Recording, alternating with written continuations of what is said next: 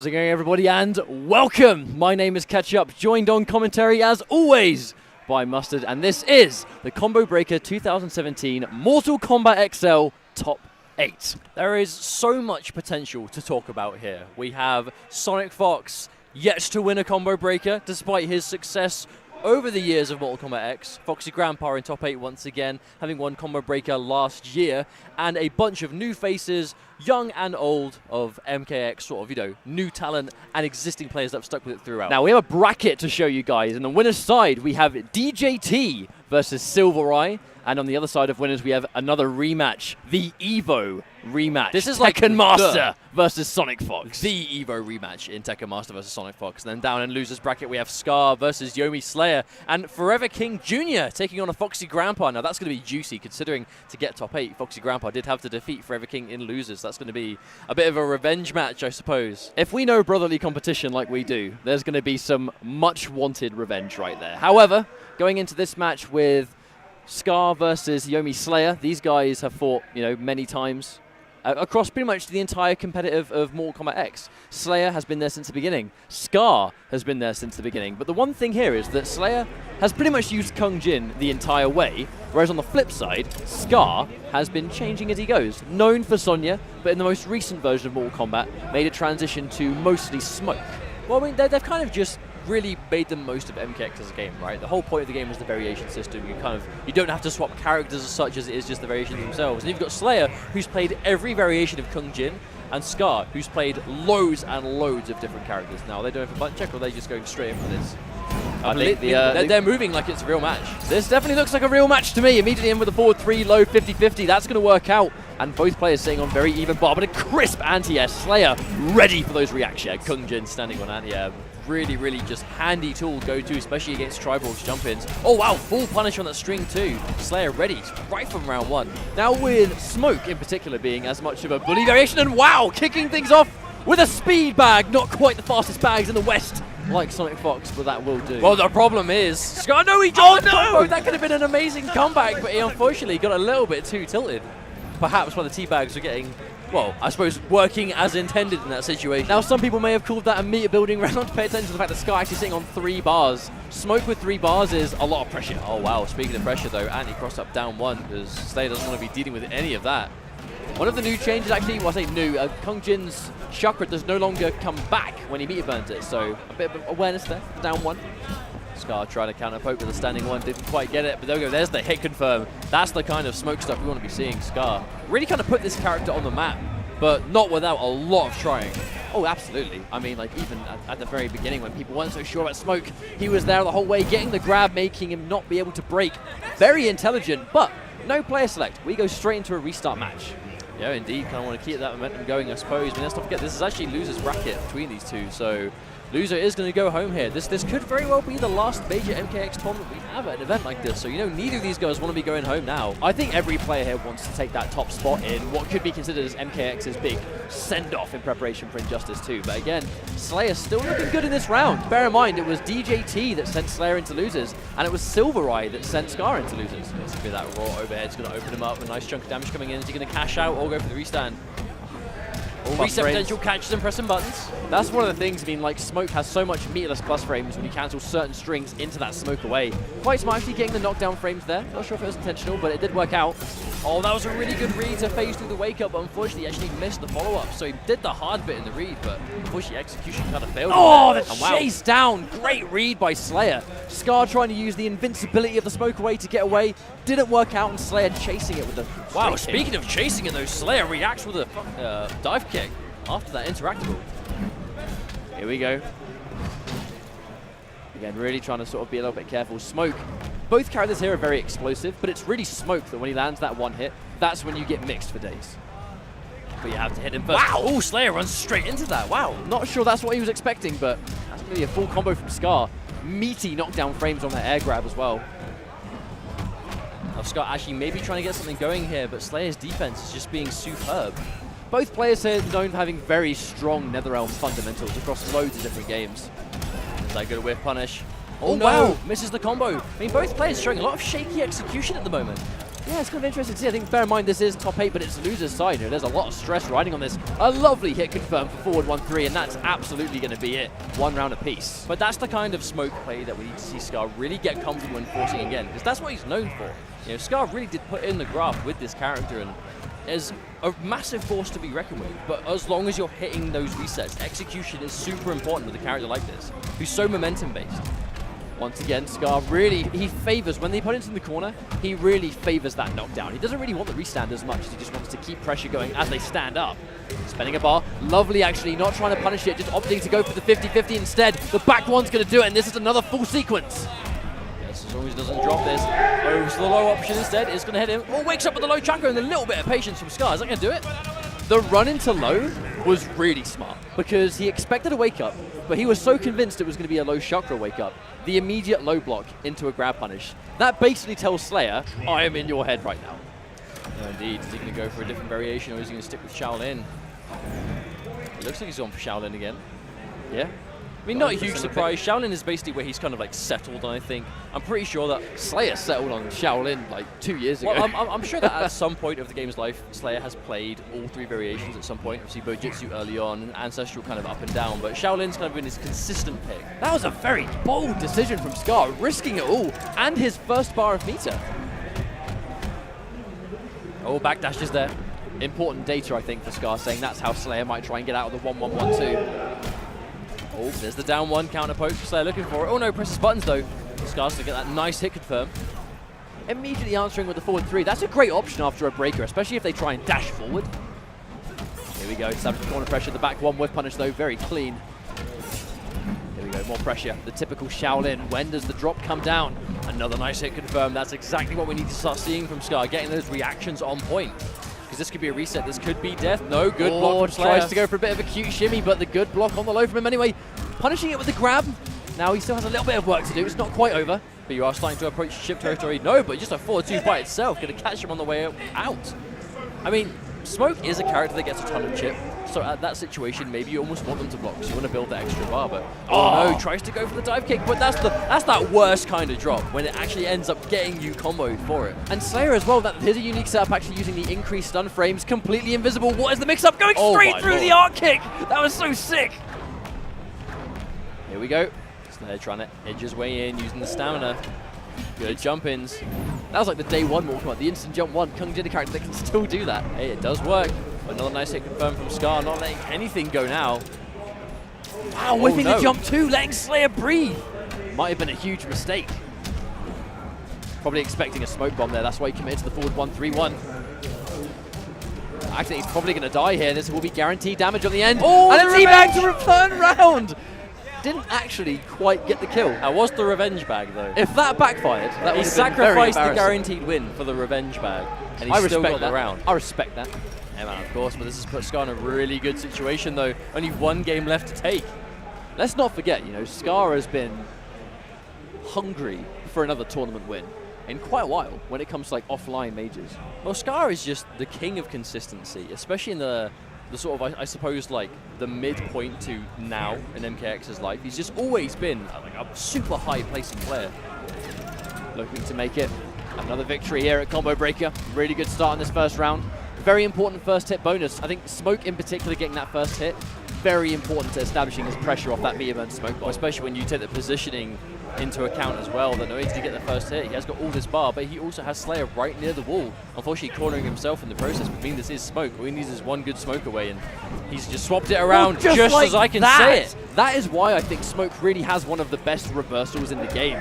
Because very few reversals in this game, because of the armor change, can establish full combos, but the smoke away is absolutely one of them. That's going to be a round up, and it's match point for Echo Fox Scar. After looking quite shaky in game 1, Scar's fully made the adjustment, and now Slayer really needs to make something work in retaliation, but Scar is just really good right now, but gets the instant jump 1. No hit turn into anything more than 9% damage. Gonna need to get some more than that.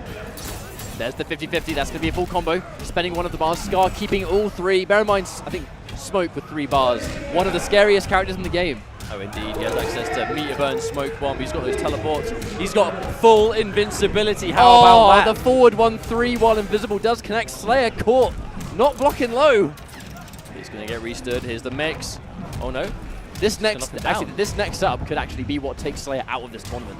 Oh, the overhead! Oh, he just didn't think that was going to hit at all. Already went in for the smoke towards. One hit, has a lifeline. No, again, back to back, 2 times in a row. Scar getting the tricky stuff right at the very end, and Slayer, unfortunately, has just been eliminated. Oh, well, that's it for Scar. Going to be moving on and loses bracket action. Echo Fox Scar, of course, nonetheless. Let's not forget that. But Slayer definitely did well to get top 8 today. I mean, all the players really, they showed up in force here for Combo Breaker. No one wants to lose that send-off to MKX on a major scale. And these guys really worked hard to get. There's a lot of stories in this top 8, I think. I mean, it's like you mentioned earlier, it's a mixture of old versus new. We've got Scar, we've got Foxy, we've got SonicFox. But we have some new blood. SylverRye, Tekken Master, who, he's been playing for a while, don't get me wrong, but when it comes to North American competition, Tekken Master really came out into the woodwork about halfway through when it comes to North American majors. Yeah. SylverRye was a similar case where he came out later on and started doing really well for himself with Liu Kang. And Forever King Jr., who's coming up next, I believe, not a new face, but has obtained another top 8. This guy's always been consistent, but importantly, plays a large amount of characters. I really don't know who he's going to pick against Foxy. Well, Forever King Jr. is almost like the SonicFox a couple of years behind. Because Forever King Jr. is a very young chap. He's a young player, young competitor, and he has been fundamentally sound as long as I've been watching him play the game. And this could be his year. He's running off a top 8 placement here for what is basically the MKX send-off. And then you've got Injustice 2, which he is also playing well in. I believe he's actually made top 48 later on in Injustice 2 as well. So if he keeps up what he's currently doing, I have no doubt in my mind he could have a really successful year. But unbelievable young talent. That's what it all. Speaking of a successful year, his opponent, the guy standing in his wave, advancing through this top 8, none other than PXP Foxy Grampa, the guy that just went on a complete tear with International Mortal Kombat X for the last 2 or 3 years. Just absolutely unstoppable outside of America. I mean, this guy placed 2nd place at EVO, took SonicFox to the absolute brink, not just once but twice in the Season 3 finals, the ESL Pro League as well, where it was Foxy versus SonicFox. An unbelievable set, again down to the absolute wire. Then 1st place at Mortal Kombat X Cup, Mortal Kombat XL Cup, won Biennality, hype spotting. I mean, Foxy won Combo Breaker last year as well. Yeah, but that's the big one. The current reigning Combo Breaker champion. And that is who's standing in the way of Forever King Jr. right now. Now, there's going to be a little bit of revenge wanted here, because let's not forget, to achieve top 8, Foxy not only had to beat Biohazard, but he had to beat Forever King. Now, Forever King Jr. is looking for a revenge match here. Hey, man, if I know competing brothers the way I do, there's no way he's going to be happy. I mean, that's what we'd do, right? That's what we always do. Well, both brothers don't want to lose to the same guy. That much is a given. So here we go. Almost going straight in. It looks like they are. A lot of respect, actually, from both players. Not really overextending. They both just sat there and blocked, waiting for the other guy to make a move. Now, I will say, I don't want to speak too soon, but Ferritor is thoroughly not a character we've ever seen Foxy struggle against. So I think if he's going to get opened up here, Forever King's just going to have to do something mind-blowing. Well, there's definitely a first time for everything, and Forever King Jr. actually with those high-low mix-ups of that Ferritos looking really strong in round 1, but a hit confirm back 1 too. Even though that back 1 is now a high and not a mid, if you hit confirm it, still strong. Hey man, still good for whiff punishing, still has great range to it, still very fast. Definitely still has a lot of utility, especially if we're going to be sticking out limbs at the range that Ferritor is going to want to be doing. Oh, and a full jump in. No, hit confirmed from Foxy. Actually letting him live. That's going to cost him 2 bars and maybe the round. And then it's a clean jump in. Oh, no, enforces the mix-up. Forever King Jr. doesn't get anything more of it. Goes into the low Ferritos. Oh, wow. Okay, that was a scramble of a round from both parts, unfortunately. Foxy not taking the guaranteed combo. Forever King Jr. getting the punish, but again, dropping his combo as well. Both players need to get a little bit more together, I think. And it just looked like a bit of an exchange of both players, not really expecting the other to make that kind of mistake. But a nice combo from Forever King Jr.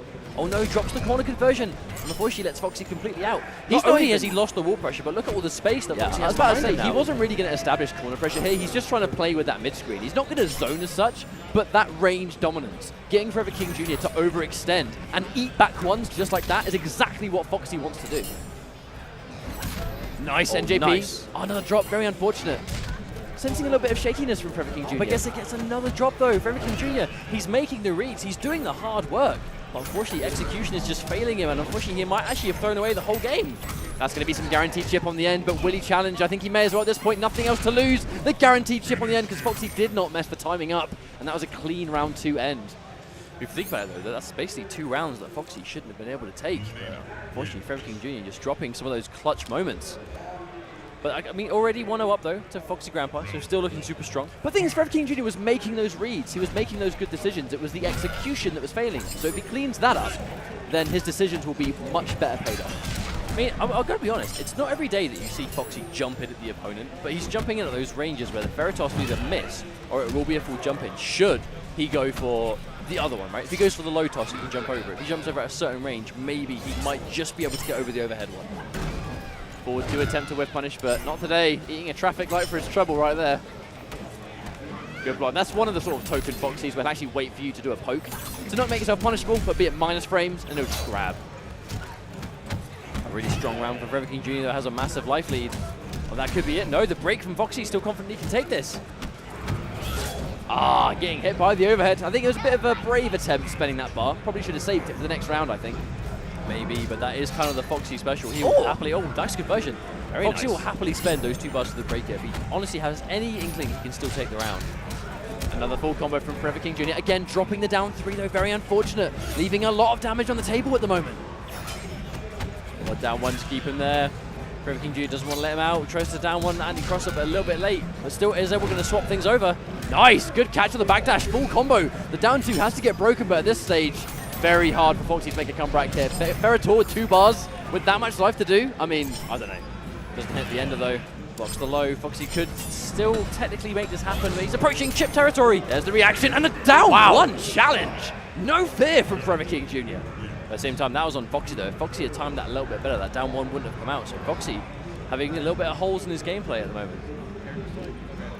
They might be going for a change, not quite sure. They're doing something, a little bit of adjustment here and there. So that's currently 1-1. Bear in mind, this is 3 out of 5 throughout the entire top 8. Which means these guys have a lot of games to work with. But it's also the adaptation time. Foxy definitely a player that needs to be able to kind of get that conditioning time. You know, he needs to be able to kind of adapt to what you're doing. Tends to look a bit rusty earlier on in the matches, but can kind of pull through by the end. But at the same time, Forever King Jr. actually plays a ton of characters at a really good level in this game. So at the same time, as soon as he might find a position that Ferritor might not be working, like if, for example, let's say that Foxy takes this game convincingly with Lau, he could try Cyrax, who does fine versus Lau. He could try... Oh, yeah, of course he plays Cyrax. You guys have shared tech before. Yeah, of course, he's got really solid Cyrax. And, you know, you have to think, when was the last time Foxy would have played against that character? Definitely quite a while. Now, Foxy going in for this Kung Lao pick. I do actually wonder why he's gone for it. Normally, you would expect him to go for that ranged game and harassment at distance, but the change to Lao, maybe trying to fight a little bit more up close. A lovely neutral crouch from Forever King Jr. Good decision. Foxy wasn't ready for that orbiting, had to connect, but Forever King Jr. really looking to lay things on thick now. He doesn't got to worry about that long range game, but Kung Lao still that kind of master on the ground, still has those powerful mid attacks. Good grab tech. Being put in the corner in that situation would have been an awful situation, but good patience from Forever King Jr. And NJP, the Ferritor Classic. To the point that I think almost Foxy might almost be being a little bit too respectful here in these situations. Another full combo, here we go. There you go, doesn't drop it this time. Huge damage coming up from Forever King Jr. That's wow. the round. Clean 40%, that's what you need to see, and that's not even at the higher end of what this character can put out. Wow, back 2 connects though. But Forever King Jr. is building, not a lot of this stuff actually costs bar. That's one of the main things here. Oh, what an anti-air. It's not every day you see Kung Lao's jump 2 get anti-aired like that. Burn grab comes out the teleport. I mean, that does so much unscaled damage. It's quite unbelievable. It's because so much of the damage comes early on. You just don't expect it to do as much as it does. Wow, Foxy with the awareness. I wonder if that was a punish or if that was just a good challenge.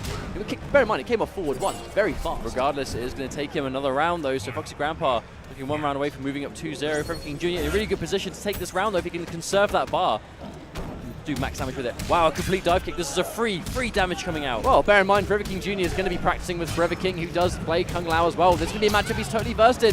Foxy Grampa hit complete full combo, forcing the breaker early. This is a terrible situation to be in against Ferritor with 3 bars stacked. Gets the block and low. Wow, there's the counter poke with the X-ray. It is going to connect, going to do more than enough damage to tie things up.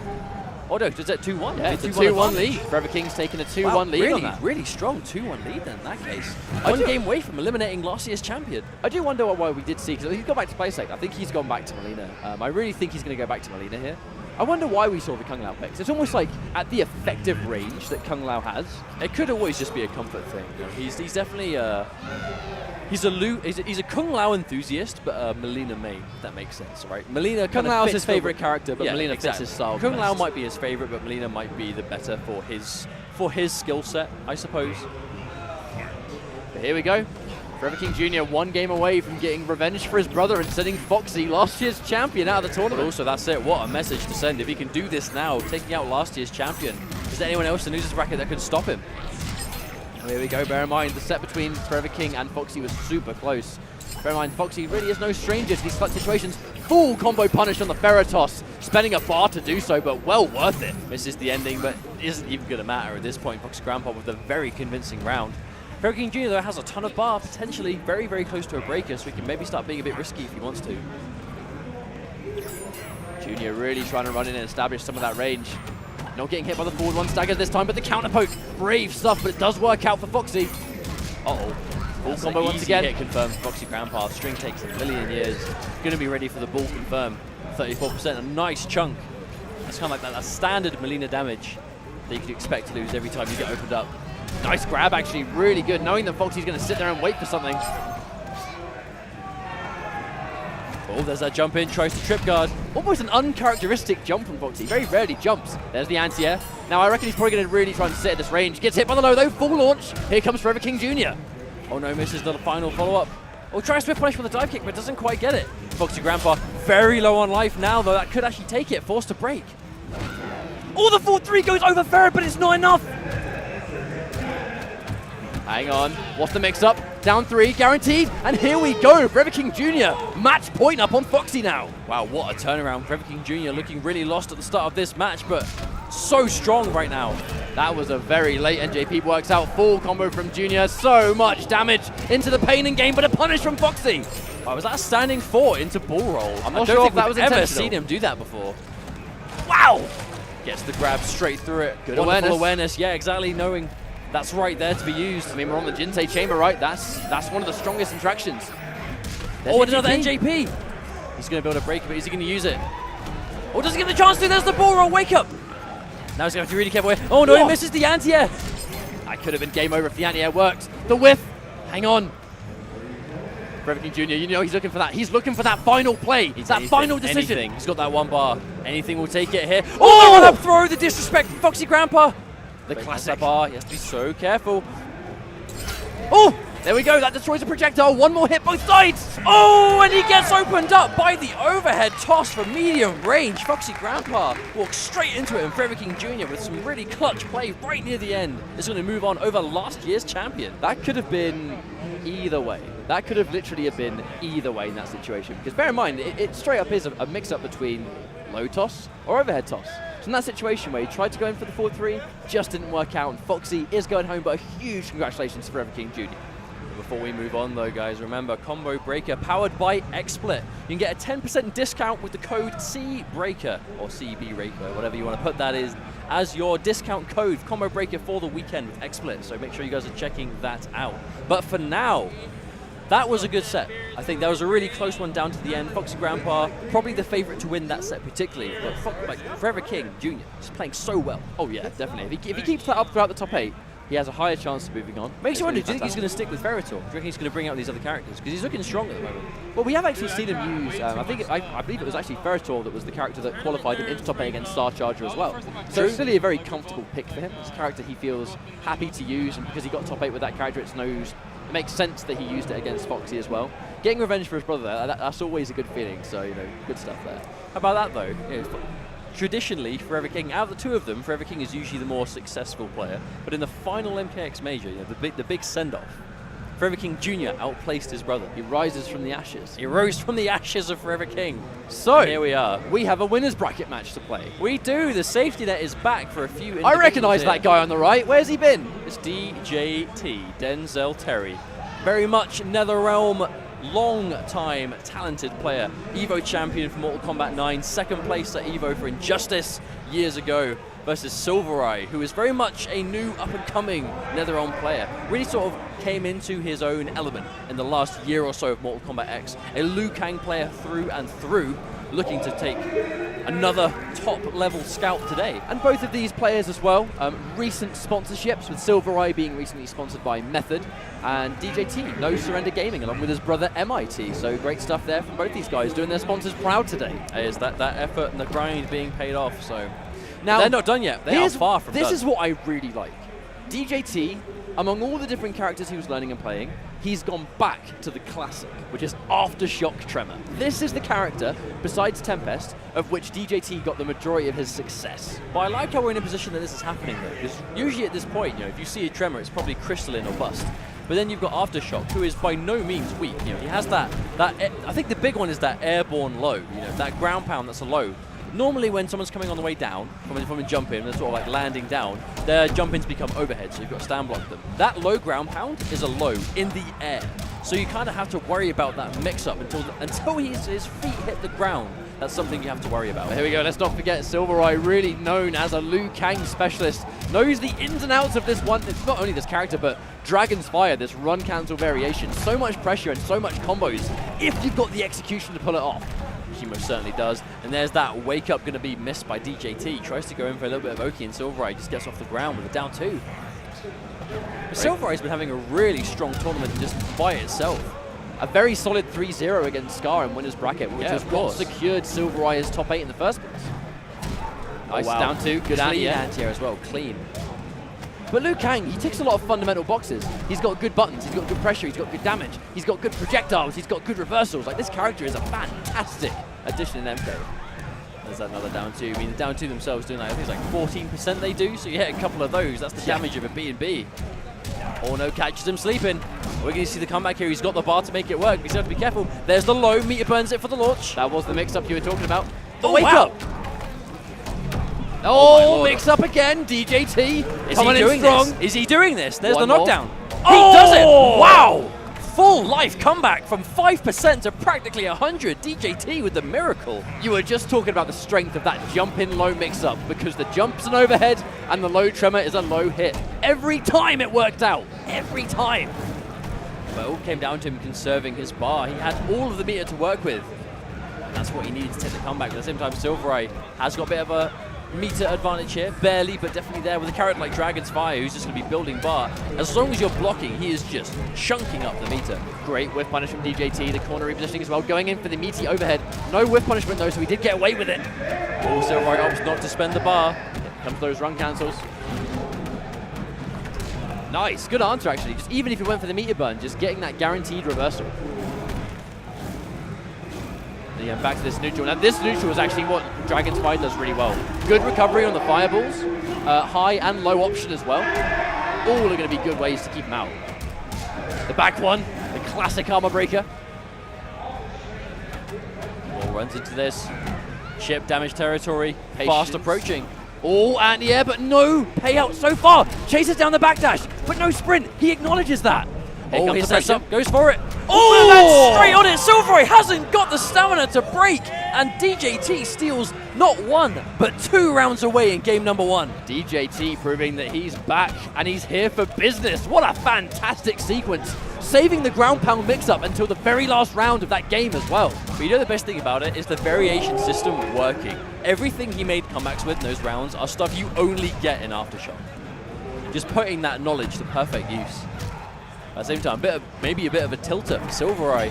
I mean, drop those 2 seemingly guaranteed rounds. I mean, there are 2 kinds of players that can deal with that, right? The ones that will crumple or the ones that will rise to it. SylverRye, though, still looking really solid here. Solid as a rock, as always.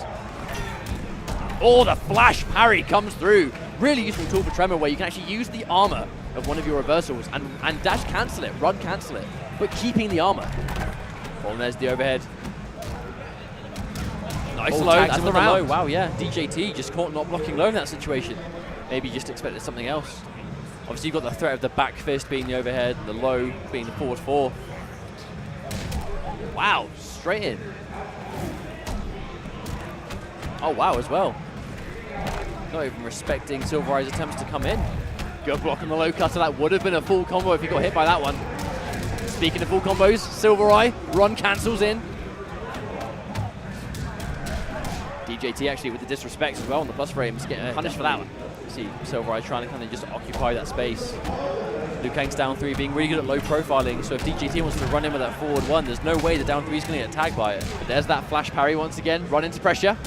There's the overhead. That's either overhead or low. The low is definitely a much more payout of an option. That's why they get hit by the overhead, I think. Oh, tries to go for a flash parry, but SylverRye with a bit of patience. Good throw tech. Oh, an even better escape just to get out of the corner. Oh, down 3s. Now this is dangerous. Yeah, he can't just sit there for days and block. A bit of a drop, but the guaranteed chip's going to do it. And just like that, it's going to be 1-1. SylverRye keeping composed, I think. Now, it was really important for SylverRye to be able to do that, though, especially after like those first 2 rounds in the first game that DJT won. Truly, that was that was his game to win. He had a seemingly guaranteed win, and the fact that he's able to play better in game 2 means it's clearly not gotten to him. So there we go, it's 1 game apiece, but both players looking still really good. First hit going to SylverRye, though. If you give that extra bar to Dragon's Fire, you may regret it. Because he'll build it on run cancels within the blink of an eye anyway. Wake up bicycle kicks, that's a great solution. Right? Case in point, he just spent a bar on that bicycle kick, and after like a small rep being blocked, he's almost built the bar back up again. Dragon's Fire just has so much meat to burn all the time. There we go, chip damage starting to add up. Another wonderful flash parry from DJT. Knockdown. No sort of knockdown-based mix-up, just really getting in there and staying in. Good block on the low cutter again, not getting opened up by that one. Oh, wow, runs straight into the low cutter, and that's going to be a full combo from DJT.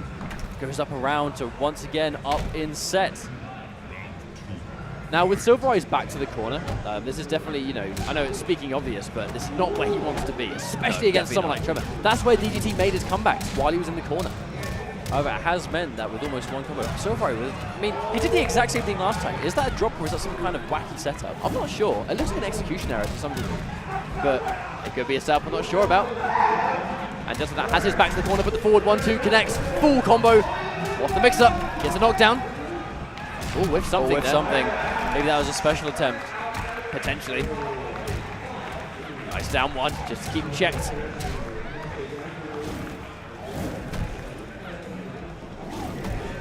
DJT. We've seen what this man can do with bar. Doesn't matter though, because the whiff on the wake-up kick. Good stuff. Strong round though, SylverRye just locked dead even at the moment. It's kind of what you'd expect though. So I mean, both these players have looked super strong today. SylverRye actually for once finds himself down on bar. How about that? DJT sitting on 3 bars. He's going to spend 1 just to get the knockdown. I think it was not necessarily for the damage, but it was for that positioning. The punish! Unfortunately, SylverRye for the first time dropping his run cancel. If you drop your run cancel, you do get a fireball on block, which is not safe. But also to show DJT's paying attention. The first time SylverRye screws it up, DJT is ready for the punish. Nice down 3 again. He's actually completely starved on meter. I think Liu Kang absolutely has one of the best down 3s in the game as well. Very low profiling, definitely. Good frame data on it. It's just a dangerous threat. Low cutter getting so much mileage. There's the trade. You see, as soon as he sees it hit, he just runs straight in with it. Oh no, can't take 1 more hit. The trade, the forward 1 trading with a straight kick. And that's 2-1 up for DJT. DJT getting winners finals, potentially against SonicFox. I would have thought we are 2 years back. 2 years back in time. Maybe, but we're very close to finding out. This is 3 out of 5, so SylverRye still has more than enough time to make the adjustment, but he's going to have to do it soon. Otherwise, he'll be in losers, and he'll just lose the safety net of winners. You don't want that to happen. Once again, though, DJT looking good. Oh, nice block, actually. Good awareness. Reacting on that overhead. Fully unsafe as well. Nice chunk of damage. Spends the bar to get in. DJT tries to disrespect. Actually, no. Speaking of that, it's a full combo, but isn't able to follow it up. This full screen game really is, I think, in the favor of Liu Kang. You know, I know Aftershock can sort of harass with the low ground pound when necessary, but when it comes to just hard up zoning, that's what Liu Kang seems to really do better from range. So raising a lot of stamina just to try and keep that distance. Good throw tech from DJT. Wow, just raw ground pound. Just knowing that there was going to be a lot of respect, right? Just being so familiar with the character, he's just going to sit there and take it. Yeah, indeed. SylverRye, though, with a very, very important round up at the moment. Oh, trip guard. Catches him. That was actually really well spaced as well, because he was straight away ready for SylverRye to move out of the way of that low cutter. Run cancels again, really trying to keep the pressure, laying it on thick. Full combo though, the low comes out. Both players think right here. I mean, it's like the health is so similar. But SylverRye needs this. He needs this round so bad. Oh, low profile files the down 3 again. You see SylverRye spending all this bar, but just getting it back like it doesn't matter. But the thing is, once SylverRye lands something significant and he doesn't hit confirm into the 113, unless he spends bar on that meter burn section of Bicycle Quick, his damage output off that is so low. Oh, wow, that raw overhead. Match point DJT. The overhead people always think is a mistake, but always seems to work out. It's match point for DJT right now. Have we ever seen that overhead take a round before? Is that the first time? I'm not quite sure, you know. But it was a crucial round as well, DJT, match point, and so much bar to work with.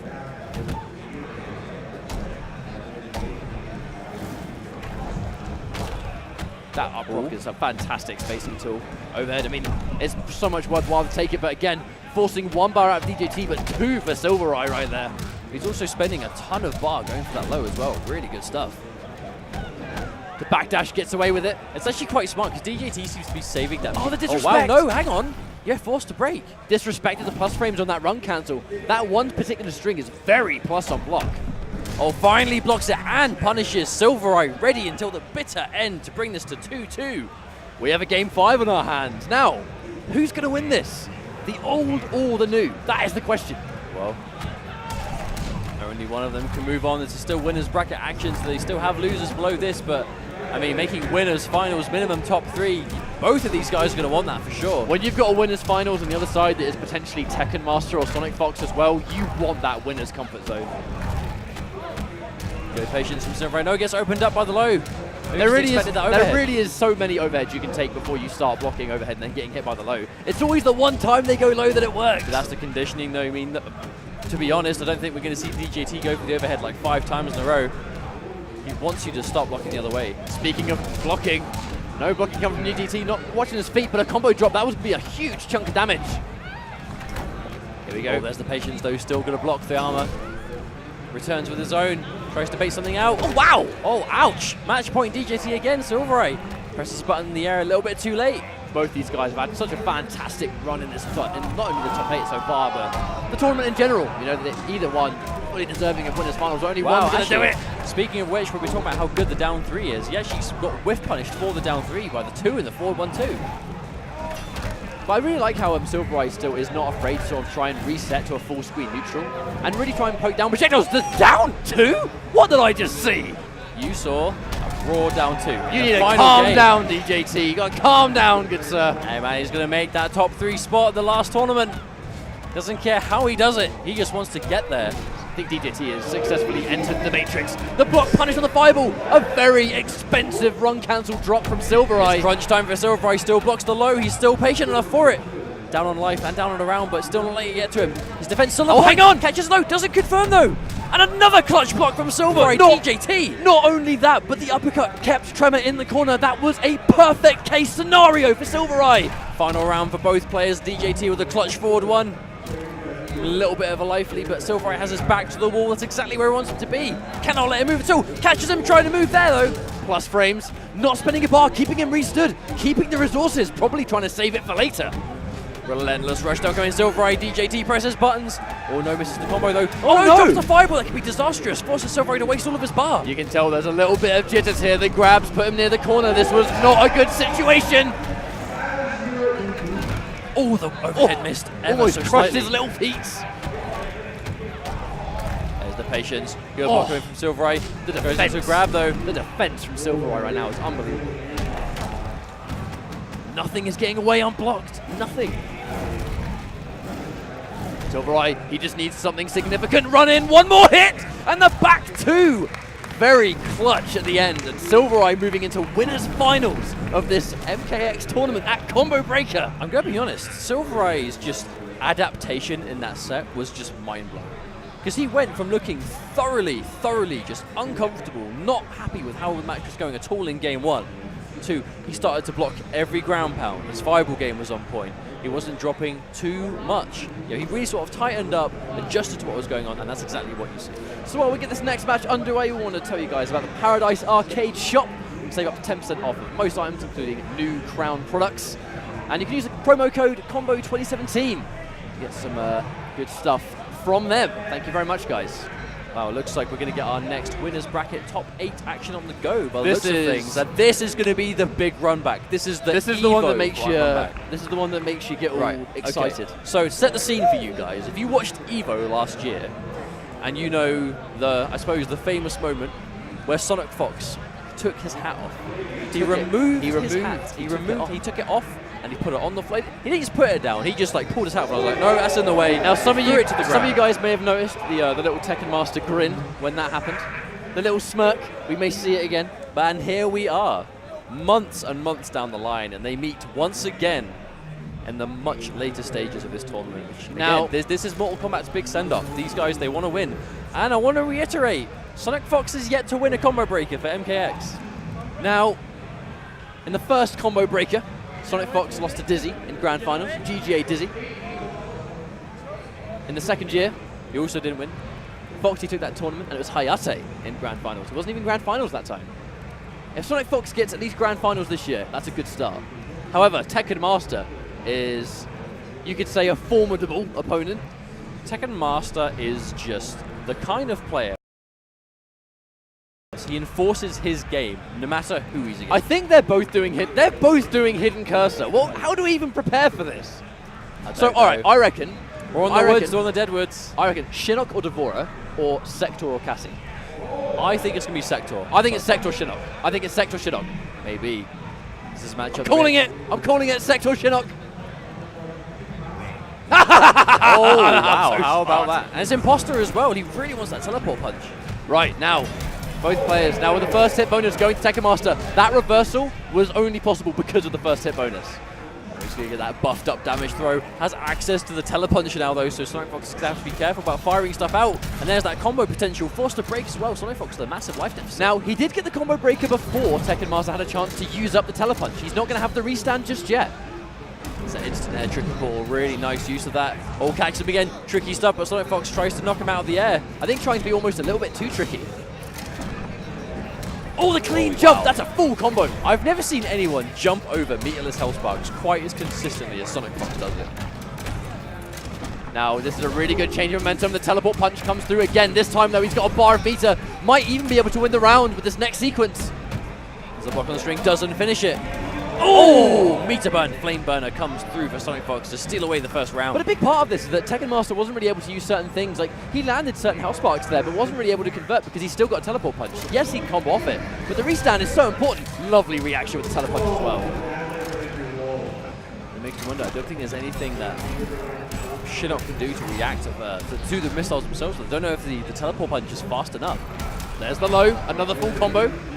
We're going to see the teleport punch again. Now, because of it, bear in mind, Imposter gets a Vortex versus this character because he can loop the combos back to back. The back one, though, catching him sleeping. There's that string, gets the knockdown. SonicFox tries to jump in, but Tekken Master doesn't fall for it yet. Gets so much mileage out of that shoulder, meter burn. I think Tekken Master does that more than any other Shinnok player I've seen.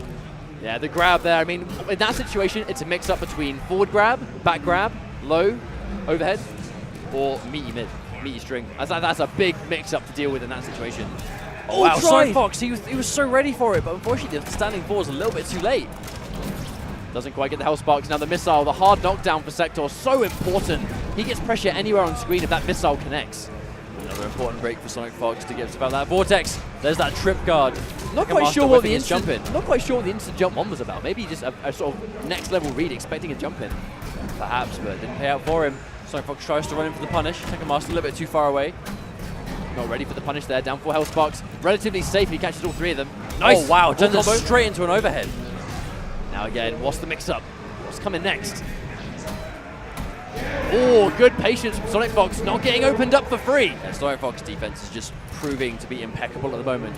Tekken Master still has that teleport punch stocked. There's that confirmed from SonicFox. Oh, we can see a bar spent. We are indeed. He's not going to have a chance to build it, but the drop, the jump kick misses. But the homing missile for free pressure, full combo with a break. He's going to be so careful here. Oh no, the tricky ball loses to the standard telepunch, and SonicFox steals away game number 1. That smirk on his face while he does it. Now the homing missile, I think, is really like one of the low-key hidden gems of this game. I think the homing missile might possibly be one of the best attacks in the game. Oh, by all means, because it does chip damage. Unlike Mortal Kombat 9, where homing missile didn't do chip, in MKX, it does. And in brutalities. Fun fact, my favorite. It's almost got everything you could ever need it to have. Oh, it's just that ultimate closing out round, right? Even if you've got a teleport, Oh, catches it him with the down forces your four. opponent into a really bad situation they probably don't want to be in. Tekken Master actually dropped that ending combo, unfortunately. He's not going to get access to his restand again. A clean punish. A situation he really shouldn't be in, but the combo drop will do that. I think Tekken Master just wanted to hold on to his bar there, didn't want to spend too much of it. And there's, actually, speaking of which, she uses the shoulder. Now, I think he could have easily ended that with an uppercut or something, but I think he really wanted to get rid of the teleport going into this next round. Oh, wow. Clean with punish. Not sure what he wanted there. Nice flame burner ender as well, just to cash out on that 41%. Still has the pressure. Down 2 trade. Actually, really good option from Tekken Master. Yeah. He teleports clean over the straight rocket. That was a fantastic trade. But a block on the overhead, ready for it. SonicFox with the punish. Oh, combo drop once again. Wow. Blocked once again. Oh, going straight through the reversal. Repositioning. Now things got dangerous. That was actually a really good read on the log as well. SonicFox takes the grab. Oh, Meatman Flame Burner, that could have ended everything. Oh, the double back tricky portal away. Tekken Master, the clutch king. Your teleport may have gone through my teleport, good sir, but not today, says Tekken Master. What a round. Isn't that exactly what they just did? And SonicFox came off better last time. I think that's why they were both laughing after that, because they're like, did this really just happen again? However, catches a full combo, that's a restand. What's the mix? Grab again, going for a grab almost every single time. You can tell SonicFox, it's just the last thing he's expecting. Nice. Block confirmation now. Very unsafe. You very rarely see the forward 4-3 in tournament play because it's so unsafe. That was a big drop from Tekken Master though. Wow, disrespecting the +2. Oh, catches him in the ground. Hasn't got bar to burn. Here comes SonicFox. Hard knockdown of the back 3, down 4, up 3. Oh, clean punish. Nice stuff. That's one thing Shinnok's always had, is that super fast low. Just being able to punish anything if he's in range for it. Good patience. Nice uppercut. Just waiting for it now. Oh, risky doing Hell Sparks at that range versus Sexor, I'll tell you. Nice blow. Keeping things nice and safe, I think. Not overcommitting. He does not want to use that one bar on a shoulder charge. There we go. That's a full combo. Has just enough sprint. Good meter awareness there. Oh, there's the block. SonicFox trying first buttons after it though. Oh wow, really nice backdash though. Tekken Master just getting out of there. And they actually punished him for it too. Doesn't have the chance to break either. Nice, not letting him get away with that one. Good down 2. Things are just about as close as we expected, I think. Hey, SonicFox is starting to find some consistent answers for these tricky portal shenanigans. Well, we're not seeing a huge amount of zoning coming from either player because they're really wary about each other's options, trying to keep it safe. Bear in mind that Meteor Burn missile, the Havoc missiles are totally safe on block. This sort of mid-screen footsie game, and just ready for the internet. SonicFox's reactions cannot be tested. Over again, gets under it though. Doesn't combo though from a down 4. Nice. Good cover there. And there's the reversal. Bear in mind that string does still have a gap. Used to be much worse pre-patch when armored launchers weren't as prominent, but if you still have an armored launcher, you can still punish it. It was an expensive punish though, cost him 2 bars. Oh, the whiff! Wow, the big miss though. SonicFox forced to spend his bar. Now Tekken Master just needs 1 hit. Baiting the backdash, I think. Doesn't spend the bar, doesn't think SonicFox is in range to punish. So careful though. Neither of them anywhere near a breaker. Both players having loads of bar though. SonicFox, this is what he needed. The down 1 though. Oh, the instant tricky ball! No, he gets an input error! Blocks the flame burner and a clutch punish once again. Tekken Master waiting until the very end. And that patience, it's absolute clutch. Most players in that situation would either crack, crumble, or get hit by that flame burner, but not Tekken Master. Bear in mind, SonicFox though, he's been on the back foot plenty of times. He is no stranger to the situation. He's pulled it back from worse. No, definitely, but Tekken Master, once again, once he's got that train started, can you stop it? Looking really good right now. Wow, massive amounts of damage. That had the tricky portal buff damage on it. That did 21%. Shout outs to Exorcise. That's the Exorcise. That is the Exorcise. Match point, Tekken Master. How about that? This winners finals might not even have SonicFox in it. Who knows? I mean, that would be the curse of combo breaker for SonicFox. But however, not over yet. Disrespecting the +2. No, let's not jump to conclusions. This is SonicFox we're talking about. This is the world champion. Back. Hang on though, running straight into the shoulder. Restand. Tekken Master ready to spend that extra bar just to get the launch. There's that tech. Oh, the Exorcise! Plus on block once again, but again, the standing 1 to anti-cross up. Hard knockdown, potentially 1 more. He's got bar to kill. Oh, that's going to hit. Not quite enough to finish him. Oh, Spending the bar. Wasn't ready for it. Oh! The thing is though, Tekken Master got his bar out of him. He did. He got his breaker out of him. And that was almost huge for If he's going to lose the round, that was almost best case scenario. Oh, a bit antsy with the shoulder charge. Yeah, big punish, but no bar to make it hurt too much. And it was still 33%. It's 33%. All catches and pressing buttons. There's the wake up going straight through. Those up missiles do not exist against Shinnok. The shoulder charge moving completely out of the way every time. There's the grab. That's going to be 50% gone. Just like that. But he's got to watch out for the wake up now. Oh my God! The commitment! Forcing the bar. Now SonicFox is not going to have a breaker for the rest of this round unless he just somehow builds it out of nowhere, but I don't see that happening. Hang on. As we have full hit confirm. Hasn't No got bar bar to extend this though. The down 4. Hang on, SonicFox with the low block. The clutch. And he does it!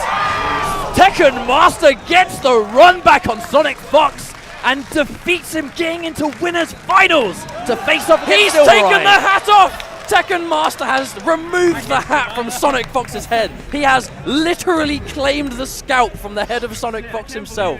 What How about a that? message, Mustard! Oh my lord. Tekken Master with that clutchness down at the very end. That was a good set. This top 8 is full of it, and that's what we want to see. This is the send-off that MKX deserves. So, we talked about the curse of combo breaker for poor old SonicFox. he's still in. He's still in. still By in. no means is he out He's yet. still in, but he's yet to win one.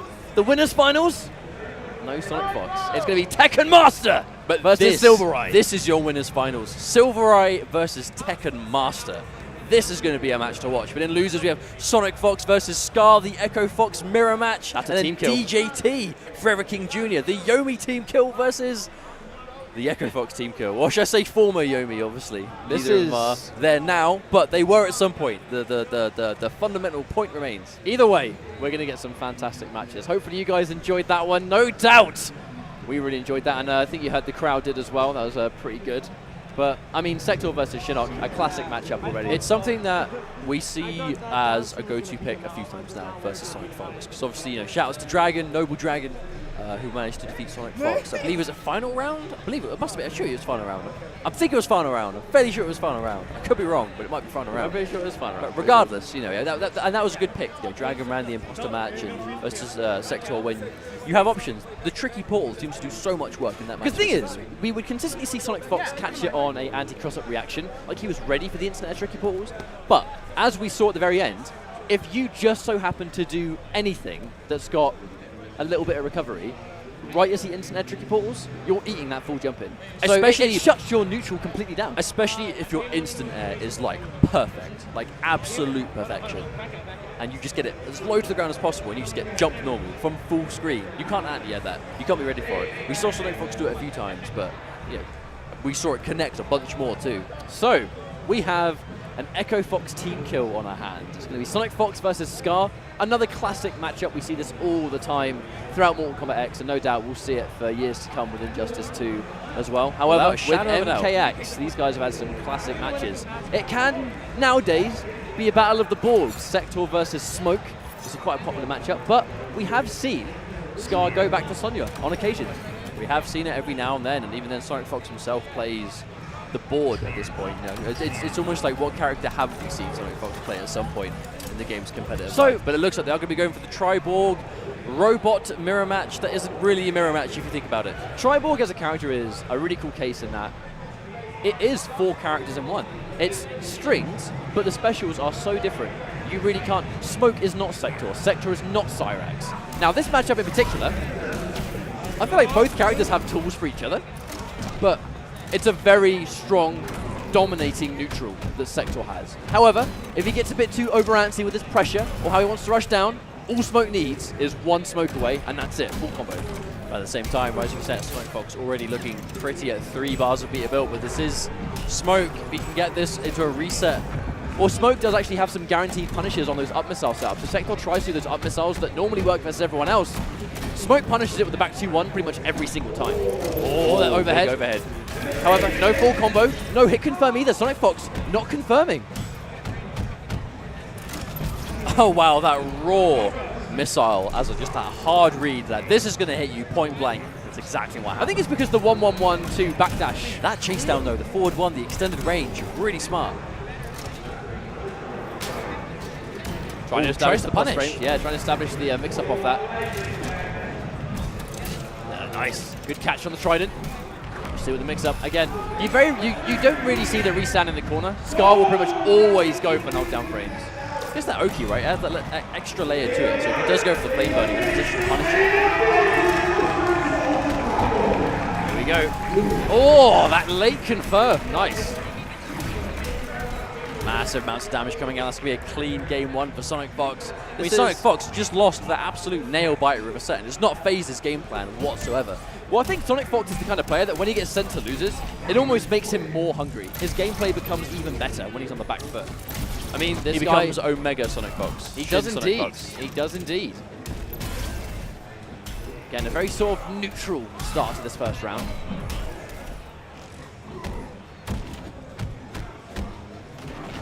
Oh, wow. On the return. Tried to chase it down. Come back here. Follow the leader on the Kotal Khan Coliseum. Fox is actually consistently now staggering those strings that normally have gaps in. He's not committing to those gaps because I think he's really concerned about that smoke away. Yeah, definitely. Gets hit by the grab. SonicFox not taking as many grabs today as he normally does. Oh, staggers on the forward one. Makes you wonder if SonicFox is kind of stuck in the Injustice tech mode at the moment. Perhaps. Maybe. Maybe. Nice grab, a fantastic tech from Smoke, and the low hit him low. Wasn't watching his feet. Deceiving stuff. I mean, sometimes even I forget that you can go low with that. Clearly, SonicFox did as well, I think. Oh, that was a wonderful answer to the Smoke towards. Yeah, teleport meets teleport. Opts not to go. He goes for the repositioning of the hard knockdown instead. Actually, good decision. You got to look at the bar though. Both players, they have the meter to kill. Oh, commits! Wow. That was an expensive teleport, but not breaking, actually. What's going to cost all three? Actually, bear in mind, yeah, looking at the rounds, I think that's why he didn't break. Is that Smoke towards the SonicFox. SonicFox is doing such a good job at just never putting himself in harm's way at any point during this entire match. One round away from going up a clean 2-0. Both players sitting on 2 bars. No neutral crouch there. SonicFox not quite ready, but the Havoc missiles to make the back one much safer. Still grinding a full combo, though, in the hard knockdown. Big jump in. Good patience coming out from Scar though. Oh, punish on the back one, back 2-1. Always going to extend the damage as much as he can here. Meaty knockdown frames, a chunky 37%. And again, like you said, he has him in the corner, so he's not going for the restand. He just wants to get him on the ground. Oh, the whiff on the back one. SonicFox is just wide awake at the moment. You cannot whiff anything in his face. He will punish you cleanly for it. Scar was not breaking. He was really trying to save the bar for those reversals. Now, unfortunately, in a very bad situation. The smoke through, and he's gone through. Hang on a second. This is the opening. Did Scar really just phase through an EX rocket into an instant teleport? I believe so. Are we pulling out? The absolute trickiness. Oh, it's going to hit him. Oh, the brutality from beyond. Oh, my days. What just happened there? All right, so... From the gods above, the missile comes raining down. All right, so I think we just had SonicFox say, I didn't know that would happen. I didn't think that would happen. But it won the game. I was about to say, like, I think that missile's going to come back, you know. They were stuck in the animation, and from beyond, the rocket was like, no, this will be 2-0. Don't worry, Sector, I've got your back, friend. Now, 2 games up, though. This is a mountain to climb for Scar at this point. 3 games against SonicFox is very difficult. Oh man, that was quite the finish. Quite the finish. There we are. Phases through again, but again, nothing SonicFox is pressing is going to get whiff punished. Here we go. Evening out the health, but again, you got to look at that bar. 2 bars each.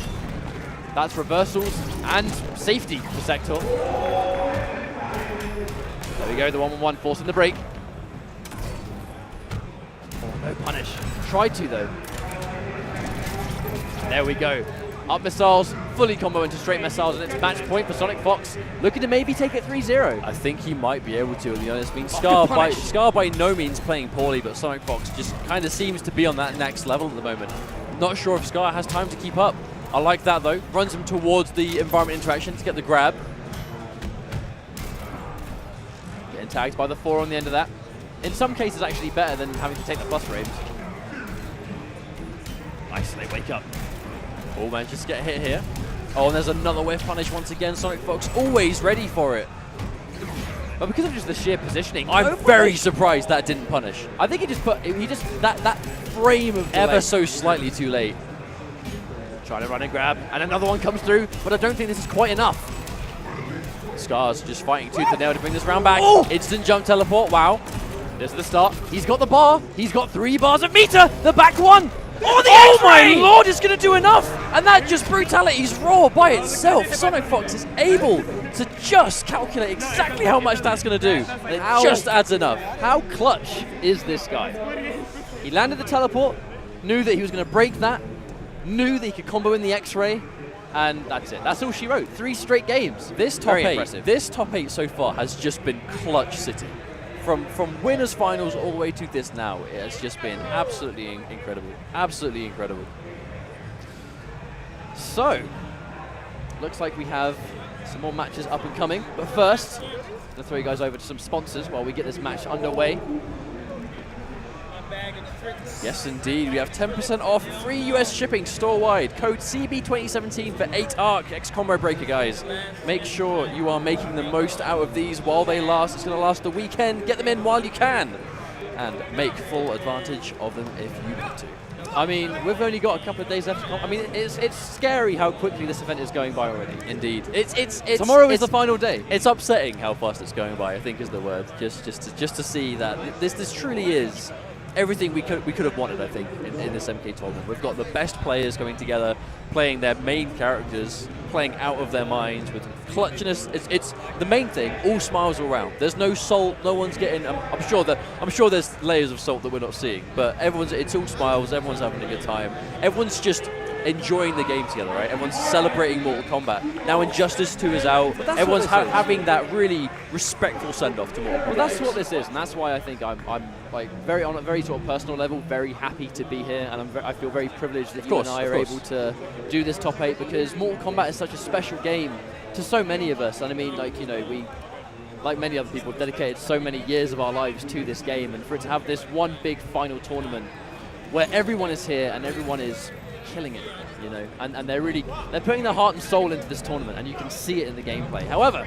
we've got another game up and running. It's going to be Forever King Jr. versus DJT. Now, I don't know how to call this one, so I assume it's going to be Tremor versus Ferritor, but at the same time, if it's Aftershock, maybe he'll go Cyrax. I'm kind of naively hoping we just see him go Cyrax, because he has such a sick Cyrax. We've seen some Sector. We've seen some Sector in this top 8. Do we see some Cyrax? Are we going to deep down? Are we going to deep down, be really biased and go, come on, give us some of that yellow Borg, give us some of the Mustad? I hope so. I really hope so. Because Ferritor as a pick is clearly working out for him. Forever King to get here defeated Foxy Grampa 3-1. That was really impressive with Ferritor. So obviously that by itself is no easy feat, and he was able to do that. But right now he's doing something. I think he might just be putting his music on, getting ready. Back to Ferritor. It should be most likely. Yes, it is. Oh, part of it is Lackey, though. Not ruthless. Lackey. Why would you go Lackey versus this character? Drainage for the reverse. Honestly, ever since the big nerfs to Lackey, where I say the big nerfs, when the uppercut lost its armor, that was the last time I think I really ever saw anyone play Lackey competitive. So I'm not really sure why you would pick it now. I'd like to be shown, right? Maybe that's the armor on the roll, perhaps. Perhaps. Maybe the roll will get through it, but at the very least. Maybe he just wants those limbs. Maybe it's all about the footsies. So remember, you do get that consistent down 1 with Lackey as well. We're going straight into another match. This is the losers bracket action. No surrender, DJT. This is BXA Forever King Jr. One of these guys is going home, but not after some really good results to get here in the first place. But already the corner carry coming out from DJT. You can see he just wants to play at that range, just build as much bar as he can. Forever King Jr. has access to that breaker. Oh, clean jump in, but didn't quite punish the Tremor in time. There's the push block, catching it. And maybe that's one of the reasons, actually, the hit confirmation. Oh, wow, what was that? Almost a fantastic combo. I mean, even really though he dropped the end, he's done so much damage there already. Here we go, hit confirms again. Oh, the drop. But even though the meter burn Tor uppercut, the Toryuken, even though it's lost that armor properties, you can still confirm into it to turn any of your standing strings into a launch. You still have that option. Now, I guess the heartbreaker in that round was, if you actually look at the damage that Forever King Jr. left on the table, that was the damage that DJT didn't have if he landed those combos. Yeah, exactly. Always heartbreaking when you sort of calculate the damage that way, I suppose, after drops. Again, I think DJT is going to consistently be ending these combos in that anything to send them far away. And again, the jump back is such a strong tool. Quite surprised that launch didn't connect. Seemed like he was right in range for it, but I suppose not. Goes to the flash parry, Forever King being too patient to fall for it. No bar to me about that. Could have been a full combo as well. Oh, that recovers so quickly. Oh, doesn't finish. Oh, when armor meets armor, but DJT comes off better in the trade. Oh, wow, crisp recovered fast enough to anti-air still. Good block on the low, but no hit confirm again. Actually, no, opting to go for a restand situation instead of anything else. Ah, oh, catches the board 1-2-1. The game one does go. Now, players like, I think he's probably going to either change character or variation. I don't think. I think at the very least it'll be a variation change. I'll be very surprised to see him stick with Lackey. Yeah, we're going straight back into Ruthless. This is kind of what we expected, right? Back into Ruthless. Indeed, getting access to that massive, and I mean massive damage potential. And obviously you get those projectiles as well. I mean, the projectiles might be the big one, because if he's struggling a lot at long range when DJT's kind of just sending out those low cutters and getting the ground pounds in, maybe that's what you need to contest with it. Well, you would think that the overhead Ferritos would do a good job of actually keeping DJT out of the air. Here we go, yeah, there's, by the way, yes, there is a hell of a lot of hype going on in this room, not just for Mortal Kombat right now. Oh, of course. There's that big knockdown once again, the big corner carry from DJT.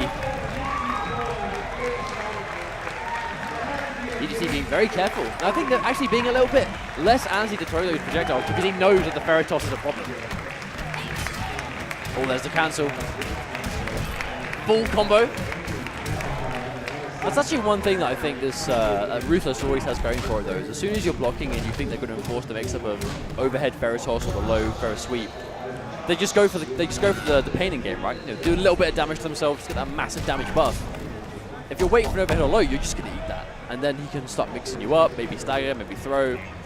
Actually have a lot of rushdown options. So the damage was actually adjusted on some of the OTG moves when you meter burn, Tremor's meter burn being one of them, but it still does, you know, damage outright. So if you know it's going to kill like we just saw in that round, you can still spend it and get good effect. Another low cutter, doesn't run into the NJP though. Yeah, I mean it's not just access to good armor and good damage, actually a command grab as well. Quite a while, I think Ruthless has been considered probably the most reliable variation for this character. Here comes the pressure again, trying to go for the flash parry, but whiffs. Actually gets the wrong input as well, and King Jr. taking a second round. Really nice confirm as well, though, just getting that launch in time. King Jr. looks actually a nice chunk of bar here too as well. Same time, DJT has that breaker, but we've already seen what he can do with the bar. The comebacks we saw versus SylverRye earlier on. Straight through that one with another flash parry. Dropped input potentially. Maybe. Goes into the throw anyway. King Jr. doesn't take it. Another attempt, probably trying to power through a wake-up attack instead. Oh, wow. Flings him to the sky. Big corner pressure coming out now. Even bigger damage. And the painting game does such an amazing job of adding to that. And armor break properties. What an answer. Wow, that could be it. That actually might be enough. That's going to be way more than enough, and a clean 46% to tie things up one game apiece. The change to Ruthless, you can definitely understand that.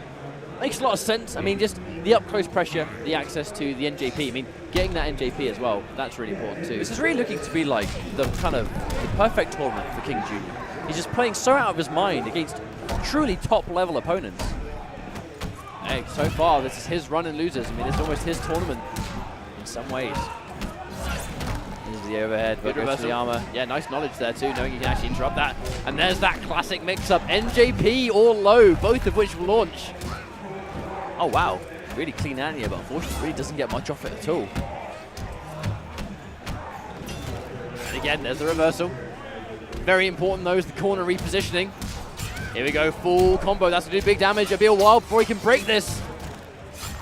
Before he can break, the damage has already been done. Oh, blocks the low. Goes to the grab. Wonderful throw tech from Forever King. Block break from DJT to keep himself alive. Shouts to Injustice. Oh. Now, okay. Block breaker into round loss. That is not what you want to happen if you're DJT right now. Pretty much worst case scenario. Going into the next round and down on resources. He is both of those things at the moment.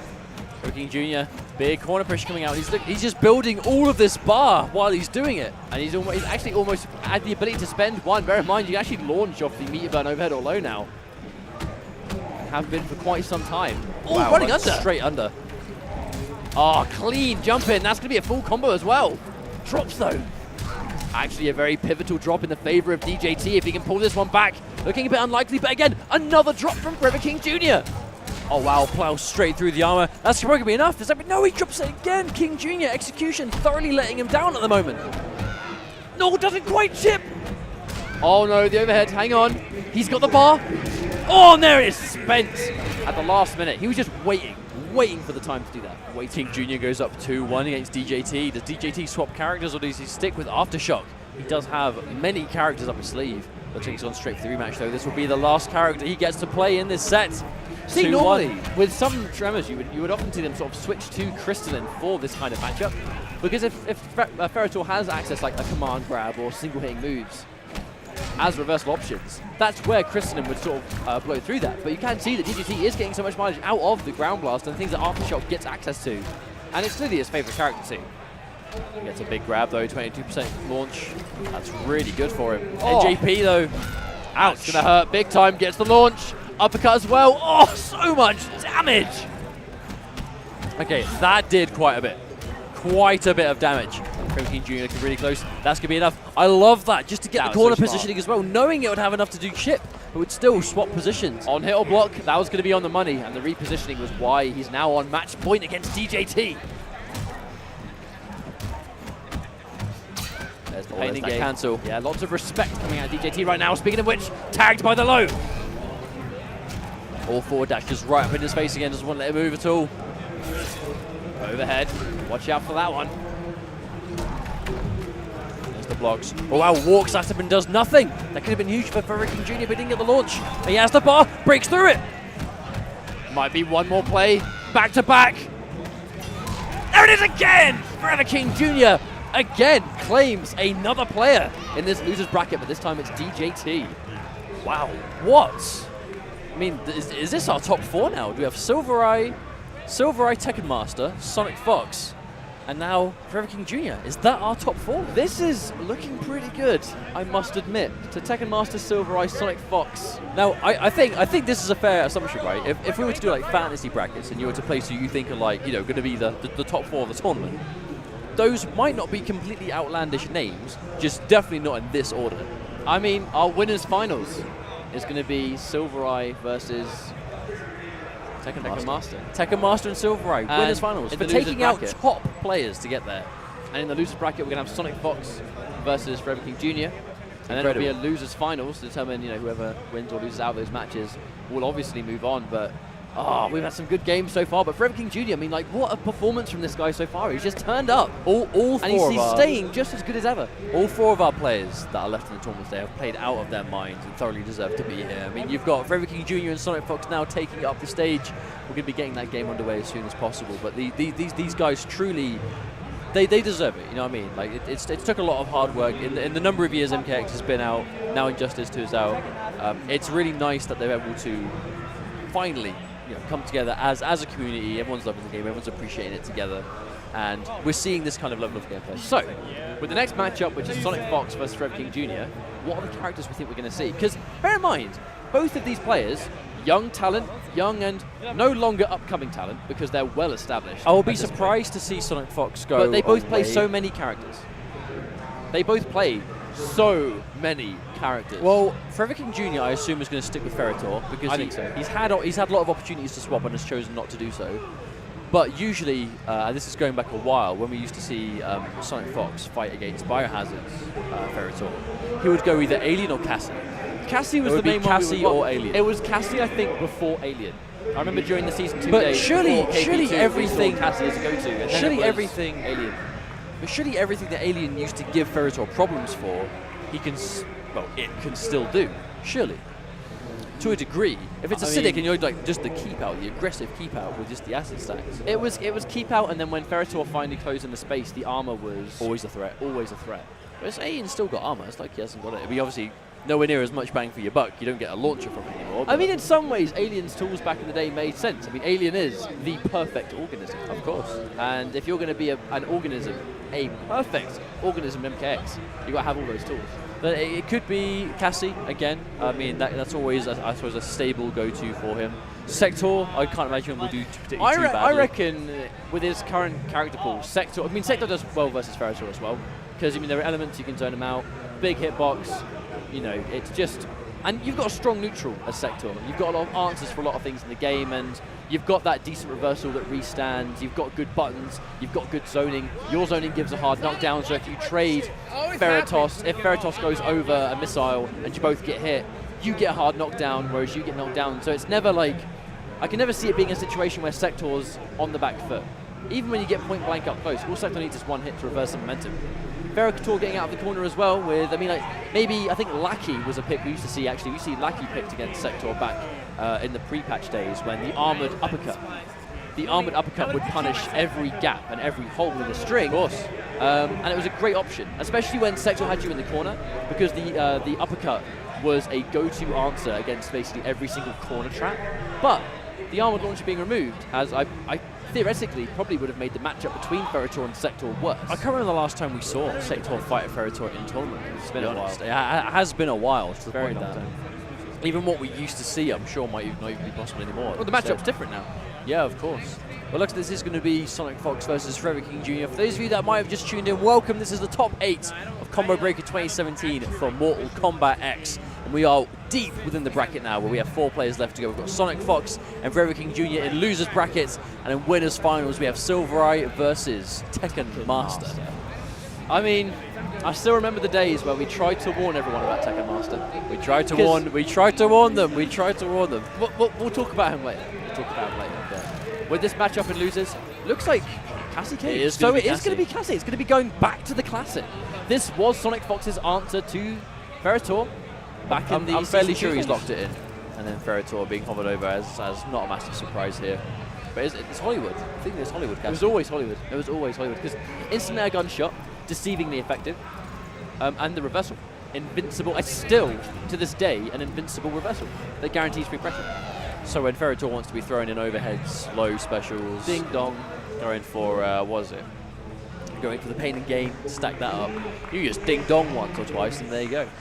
However, if anything, enough to make you hesitate. But it's not like the Ferritor pick was a detriment when we would see Biohazard play against SonicFox. It was always, you know, when it worked out. Actually, yeah, we have gone into, this is a real match. This is not a button check. This is Echo Fox, SonicFox versus BXA Forever King Jr. losers bracket, and we are now in our top 4 of Combo Breaker 2017. And again, really trying to establish a threat of that instant air gun. They are. It's such an amazing keep away tool. Very underrated. Oh wow, nice hit confirm. And let's not forget, SylverRye has been playing Cassie Cage since like day 1. So like, just imagine how comfortable he must be with her by now. And again. Now I think actually deliberately ending the combo in the second retreating flip kick to establish that space, to control this long range neutral. This is what SonicFox wants to do. Hang on. That's what we need to see from Jr. though. Found an opening. Massive chunk of damage, enough to not only steal the life lead away, but put him in a really good situation to close it out. But when SonicFox needs to go in, he can still do that as well, because he has the bar to do so. But hang on! Oh no! The drop through the wrong version. Now, what? Wait a minute! I did not expect that. Okay, so I don't think anyone expected that. I think SonicFox was like the last person in the room to think that was going to happen. I mean, it didn't do much damage. That was just, I want to use this armored move right now. It took the round, and it might have done enough to chip out. He didn't have much health left whatsoever. But one thing that does have me concerned is that Forever King is already dropping a ton of combos. And this is early in the set. This is like a 3 out of 5. And this is just middle of game 1. So but I feel like stuff now. But I feel like when you drop combos though, the combo drops do tend to come from your earlier games, because that's where you're likely to be like the most nervous. Good catch on the low. Forever King Jr. still looking good. Hang on, grab just about straight through Forever King Jr. I mean, bear in mind, Cassie Cage has got gaps in some of these strings. The command grab is going to be a great option for that. Nice block on the overhead, but the range on the command grab. Absolutely deceiving range against the low. Wow.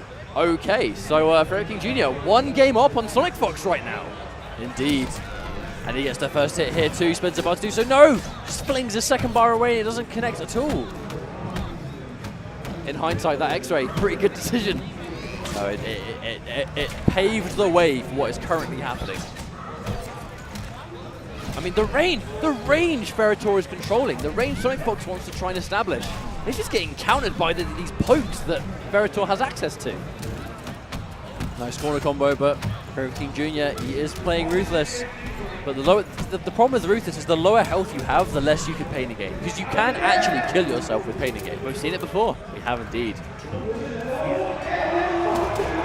There, that's a full conversion. Has to go for the break, forcing the break. But also, importantly for SonicFox, keeping him in the corner. Here we go. Plus, oh wow, disrespect, just armor straight through it. That's one thing, Ferretor is still caked in armor.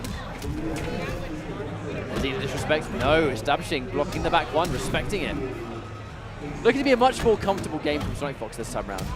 The crouch, the PND. He gets under it clean.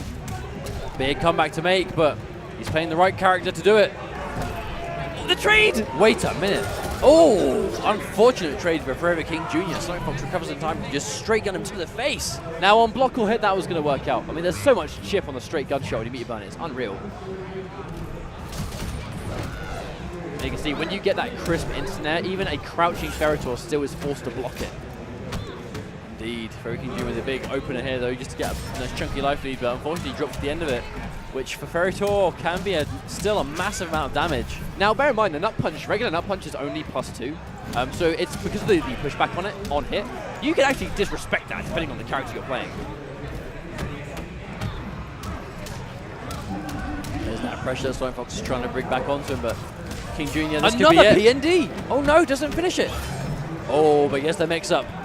Bit of a lifeline there, actually. That drop, giving SonicFox a chance. A bit of a mistake sometimes, but that time. It was, but still able to take the round. The important thing is just still able to clutch it out and not throw the round completely. Oh, hang on, actually, Ferret still unable to climb his back. Again, I don't think SonicFox is really used to the command grabs being used that far away. Or just in that fashion. Normally in those situations, you take a little button, but crisp. The grab is the option. Really nice confirm there from King Jr. Oh, that was a clean jump from so far away. Guaranteed pressure. Oh, the delayed overhead. Smart stuff. Oh, grab, no tech. King Jr. though, 2 bars and counting. At the very least, if he can get SonicFox's breaker out of him for round 3, that would be a win. A lot of patience here being established. But the low, hang on a second. No break. Breaks at the very end. Yeah, can't take any more of those. Just gotta watch out if SonicFox gets to the point. Oh, hang on. If he can build a bar. Oh! Flash kick straight through. Now SonicFox only just built the bar for that. I wonder if that would have worked, actually. I wonder if that actually would have worked if he went for the close version. He actually got the wrong toss. Unless it had already been killed at that time, and that's why it happened. Maybe it looked fairly instant. There's the whiff punish. Looking for the low poke. There's a challenge, full challenge, and also along with the damage that Ferret King Jr. did to himself as well.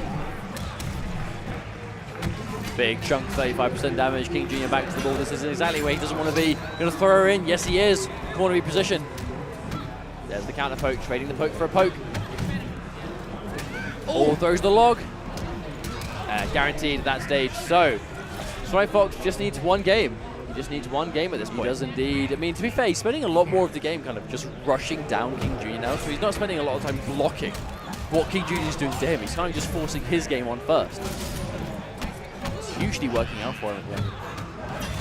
There's a gap interrupt once again. Nice option. And that's the trade. That standing 1 is so unbelievably plus on hit. If you trade, you can get a full combo, but dropped. That would have been the round. Problem is, though, if he makes his comeback in this round, that might be it for King Jr. Might just be mentally tapped out at that point. NJP, hang on. There we go. And again, ending it for the repositioning. Really smart. Even amidst an execution error, he can still keep it together to bring it back to that smart stuff at the end. And again, NJP, I mean, from that range, very safe poke.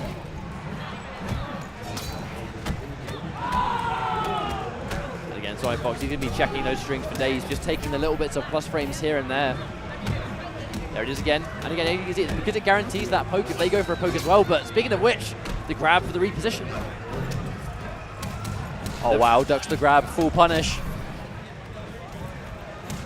Oh, hang on, running straight into it, but no pain in gain. Probably actually no stamina to do so. Yeah, with the stamina that he didn't have too much of there. Oh, gets the low corner, throws him right back in. This might be curtains for SonicFox, and he does do it. This is a game 5 yet again. Is SonicFox going to go out before we even get into losers finals? I don't know, but we're about to find out, as this is going to be the last game. Both players 2 apiece. Losers bracket action. Combo Breaker 2017. Catching the launch, spending 2 bars, but well spent. More pokes. And he crossed up the pain and gain as well. This is looking to be a little bit bleak around for SonicFox. No bar to pull it back either. The internet gunshots won't do a whole lot at this stage. Oh wow, there's that little counter poke at the very end. Gets the launch. SonicFox could make the comeback here, but he's got to be careful. The log gets through. Now, this is looking good for SonicFox. He's got the bar, makes it safe, but a full combo instead. Well, you know, to restand. No, gets the damage in the Oki. Oh, the comeback from Fox, keeping it together. Now, match point. Match point. SonicFox 1 round away from moving on. So King Jr. desperately needs to win this one. That instant edge, it's just checking him so well, but again, a full combo. Oh, drops it. Tries to anti-cross up. Actually could have had a lot more damage for it, so gets away a little bit scot-free. Running actually a little bit risky. Having it back to the wall against Cassie in this situation is a bit miserable. Good fight over mid-screen though. Oh, misses the grab, that could be huge, a full jump in. Here comes Fox. He's gonna get guaranteed pressure here. Gets the overhead again, keeping it safe, but big damage regardless. River King Jr. is in trouble. Oh, that could have been it. No, he drops it. And JP, wow, the bravery from King Jr. Gets the down 2, drops the combo, no! And the NJP, no, he's going to still be alive. We're going to see a run into meter burn gunshot, I have no doubt about it, but the whiff! Oh, and SonicFox clutching it out against River King Jr. and now in losers finals. Oh, once again, sigh of relief from SonicFox. Came down to that final moment once again. Everyone today is just bringing it to SonicFox, just to the absolute wire. What is going on? What is going on right now? Crazy. Absolutely crazy. Crazy. But crazy in the best kind of way. However, guys, remember Brawlhalla World Championships, $100,000 prize pool in Atlanta, Georgia, November 2017. Visit brawlhalla.com/esports to understand how that's going to work. Remember the Brawlhalla World Championship. But that was. I do spot a wild. I do see a wild Tyler Lansdowne on the corner of my eye. But I mean, these matches are just. We're in the UK about 12 hours ago. I mean, we're here watching World Class Mortal Kombat X. How about that? I wouldn't have it any other way. Of course I would not have it any other way. These matches have been ridiculous. The best players in the world, in the crowd, in the tournament still playing. Everyone's watching, everyone's getting hyped. We've got NetherRealm in the building. Shout outs to NetherRealm watching here as well. It's all good games. It's all good fun and games. Speaking of good games, we have another one lined up. Ooh. Tekken Master. NASA Tekken Master versus SylverRye of Method. That was unintentional. SylverRye and Tekken Master. Now, I've never seen these guys play. I don't think they have played. Have they even played before? I've never seen it. If they have, I've not seen it. And if I've never seen it, then it mustn't have happened. That's the rule, isn't it? That's the golden rule. But this is saying if a tree falls in the woods and no one's there to hear it, does it make a sound? I guess so. Shinnok versus Liu Kang. Most likely Shinnok versus Liu Kang. That's what we just saw in the button check just now. They were in their check at the very least. There's either a real match or they're checking their buttons, but either way, I wouldn't be surprised. I mean, Shinnok really is, I guess, at this stage, the main. And I do think this might be, yes, this is a real match. Or with the jump in the tricky ball. But very early on, actually, he went for the jump kick rather than the jump punch because I think he just wanted the first hit. Here we go, he was able to bag it. Now, very interesting about this one matchup. Against Liu Kang, he actually steals the flying kick, so he can't loop anything. That is actually going to be a bit of a matchup change, though, because normally we saw back against Sector, he hits you, use the telepunch, and ends in the restand. He isn't going to be able to do that versus Liu Kang, and that is going to be huge. Oh, misses the punish. Oh, another drop from SylverRye. Yeah, you can see these nerves. I mean, like, this is a very stressful situation for these players. So if he's going to drop run cancels, it's probably going to be early on. I wonder if the regular version is safe when he steals it. Because we're seeing the down one, almost like he's trying to bait a punish. For Tekken Master to throw it out like that, I'm inclined to think that it is. I guess I'll have to wait and see if he continues to do so. Wow, the reaction! Spends 2 bars to just plow straight through that fireball. Tekken Master. You cannot challenge the reactions of this man. I mean, if he sees a projectile, he is doing something about it. Well, correction, you can. You just probably shouldn't, because then that will happen. Very early on in this round as well, getting rid of the bicycle kick, so he's going to get that loopable pressure again if he gets the imposter. Oh, no punish from SylverRye. Until he's patient enough, he's waiting for the tricky portal. He just isn't getting anything off it. That was a bold decision, actually. Going into raw meterless health sparks into shoulder charge, then into Meatburn, instant air as well. Going in for the restand off the amulet blast. Very smart. A lot of buttons being pressed from Tekken Master here. SylverRye in the position to maybe make the comeback. Tekken Master, I believe he's still got the flying kick. No, he actually has the access to the mimicry again. Down 1 health sparks, goes for the meter burn, and the guaranteed chip on that down 4 health sparks is going to take the first game. Quite quick fashion, I have to say. That was a very quick game 1. Nice. There we go, that's what we need to start seeing. That was one of the fastest down 2 reactions I think I've ever seen. Full combo. Here comes that Dragon's Fire stuff. Oh, 42%. That's that Dragon's Fire corner damage. SylverRye looking like he's a lot more in the driving seat this time. Tekken Master caught not blocking on wake up. And that's going to be guaranteed chip. No wonder Tekken Master wasn't blocking that. I mean, like, why give him extra chip? You're going to lose the round anyway, just take it. Best thing you can do is mash down 2. If he messes it up, that's it.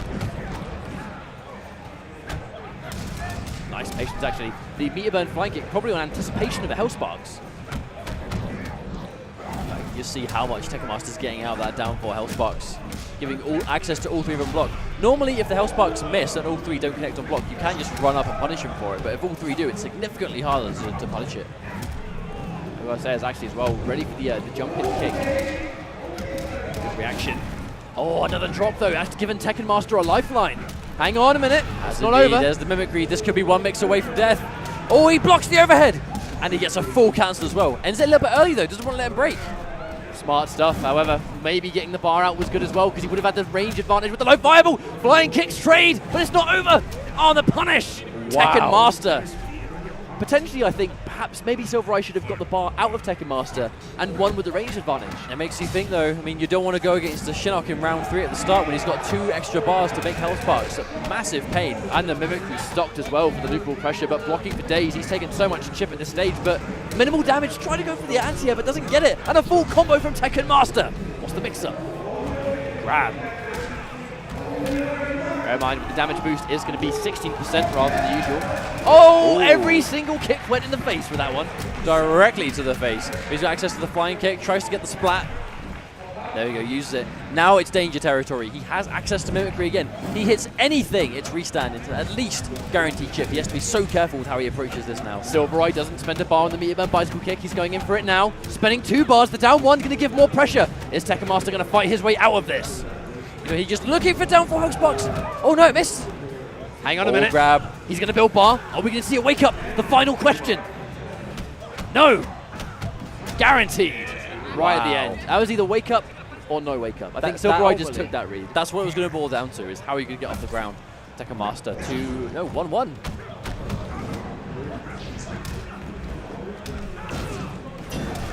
There we go, SylverRye.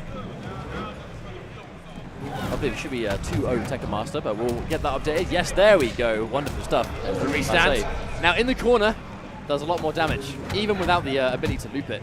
Actually, going for the down 2, expecting a punish attempt, I think. The Tekken Master is just looking so clean this entire match. Like, he looks exactly ready to punish everything. There's the counter poke again. A full combo. No break here. This is no doubt guaranteed chip. Match point. Guaranteed chip. Yeah, SylverRye knows it. Match point. Tekken Master 1 round away from moving on into grand finals from the winner's side. Minimum 2nd place. This is going to be a hell of a story if Tekken Master is the one that's going to take this tournament. But SylverRye as well. This is the new blood who's been up and coming, doing so well at these top 8 majors. He's going to want this grand finals as well. But with 3 games to come back, it's a big ask. And there's that down 2 punish again. SylverRye ready for it. Even though he is officially backed against the wall, he's still not going to let it affect his reactions on punishing that tricky portal. There's the grab, really trying to mix it up some. It's going to become a danger between grab or meaty string, both of which can hit confirm those strings into full combos. As I say that, actually, as well. The tech from Tekken Master, hang on, still alive. Oh, hat to the low. Doesn't spend the bar. I actually don't think Tekken Master was confident at all he was going to make that comeback, so he was just content to just not spend the bar, go down with it, and now he's got 3 bars stocked.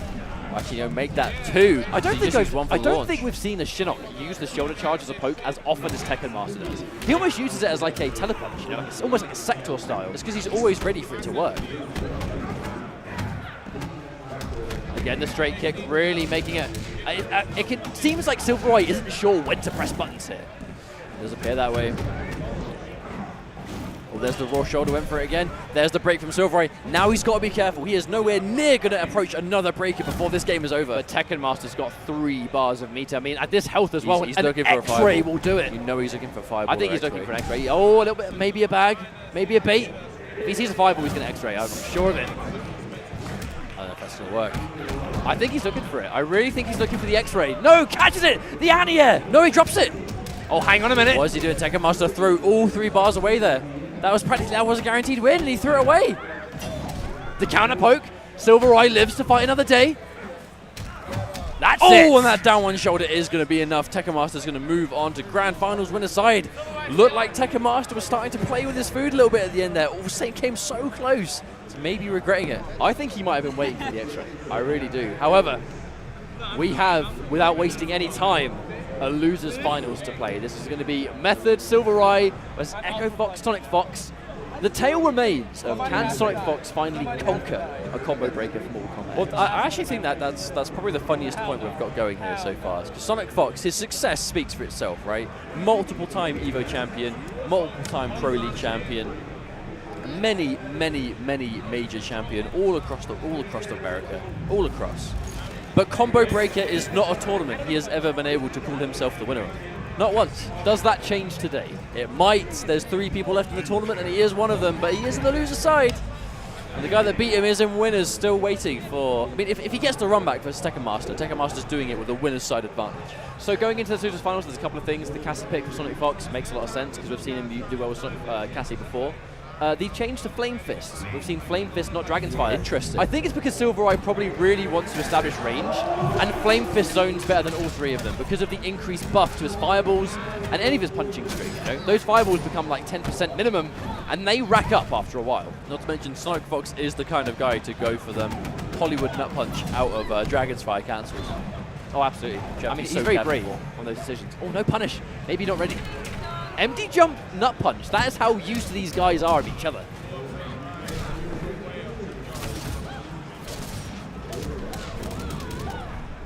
Opting not to spend any meter. Cancels. Here comes the chip for days. Now, I reckon to really counter that instant air gun shot, we're going to need to see some low fireballs. Try and go under those. That is what he's going for, right as you say it. I mean, he was already starting to go to that option. Oh! Wow, did he just X-ray straight through it? We did. He saw the run-in, and this entire sequence is going to take the first round. How many X-rays are we going to see end rounds, Mustard? I don't think that's going to be the last one we're going to see. Somehow I think there'll be more. There will be more. And that's round number 1 for SylverRye. Brave decision, but I mean, it's Flame Fist. All he really needs in this matchup is those buffed fireballs. They don't cost anything. However, access to reversals, very limited against Cassie. That's a bit of a nightmare. Absolutely back to the wall in the corner now. Still in your face. Manages to get clean out of the corner. Really smart. Good overhead. Chunk of damage. Wake up parry, that's going to be something, but a lot of work to do.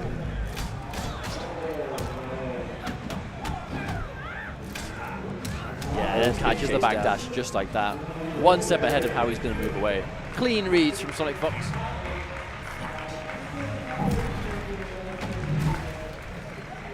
Ooh, the parry. I'm not sure if that was intentional. Now here we go. Now the ability to actually 2-in-1 cancel your buff into projectiles is what makes it such a good keep away tool.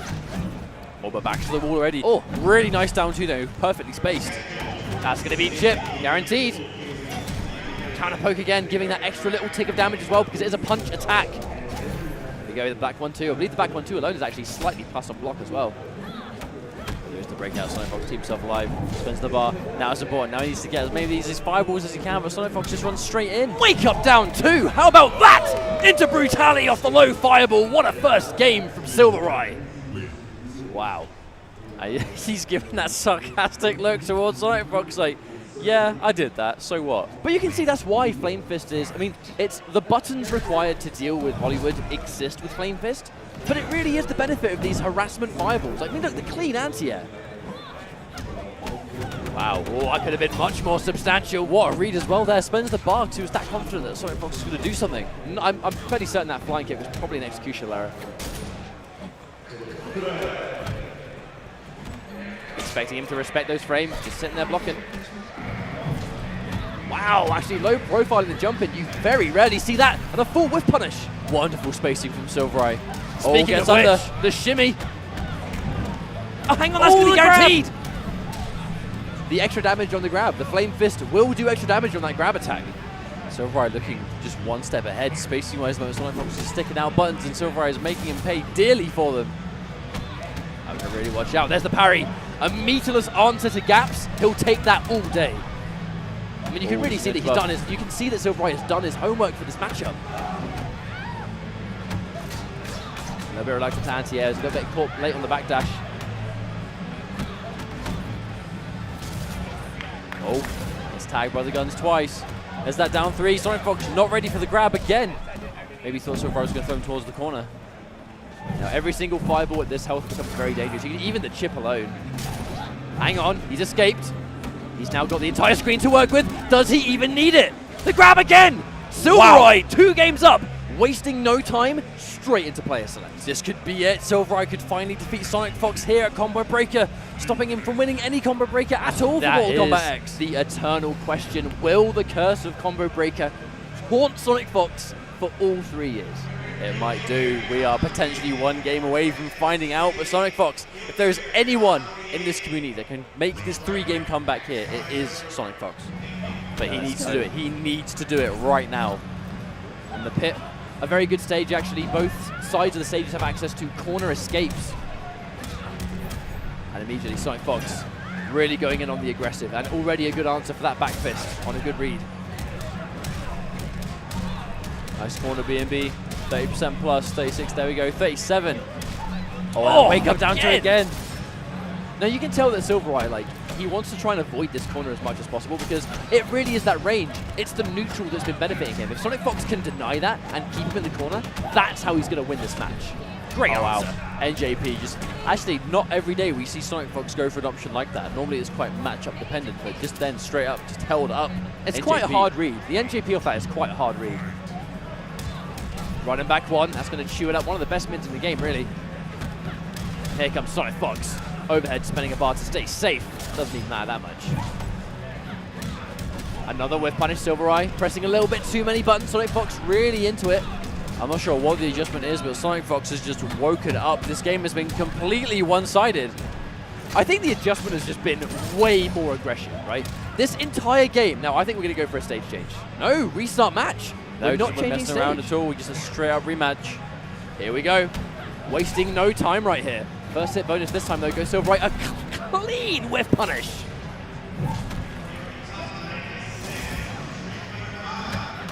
Yeah, a lot more, but it's calculated aggression, right? He's bit by bit working his way in, but when he picks his moment, it's a full combo every time. And the wake up down 2 to whiff punish of his own. Oh wow, runs straight into that wonderful corner combo from SonicFox. What's next? Dropping the low, but the chip damage alone. Big chip right there. The grab to reposition. This might be a comeback. It might be, yes, the makings of it, but all gets the buff. There's the counter poke. Hang on a minute. Evening out the health, the low. Has to break. This is already a good round for SylverRye, though. Neither player have bar, but it's a SylverRye. He's Flame Fist. If he can get that buff activated and get him blocking, that chip damage is going to be huge. Adding up just like that. I'm putting him so much bar, but the flip kick. The backdash to get out of there. Ooh. That's right. He's got to watch out. 1 trade. Oh, brave decision, but well calculated. SonicFox up another round. Indeed, that last minute just dashed up into his face into the upward flash kick. Overcommitting to the forward 4-4. He's going to get punished all day for that one. Wow, and after all that work that SylverRye put in, is SonicFox really this close to evening the set out? Who knows? I mean, he's definitely on the right track so far, isn't he?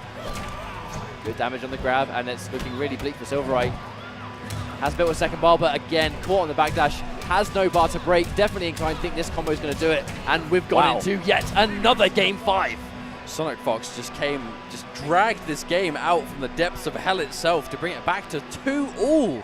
This was looking like a complete wash. SonicFox looked like he was just not going to make it through to grand finals, and SylverRye Something has happened here. Something has been made. I'm not sure if it's SylverRye thinking too far ahead of him, or if it's SonicFox just making the adjustment, but it's 2-all. This will be the last game to decide who go to Grand Finals to fight Tekken Master.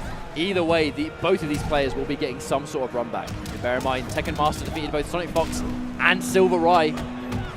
He did indeed. Nice clutch throw tech and a conversion, but no full combo. Speaking of which, the damage of that, but it whiffs. Another fireball. Hang on. Wow. Flame Fist shredding the health. Match point for SylverRye, but 3 bars on the side of Fox.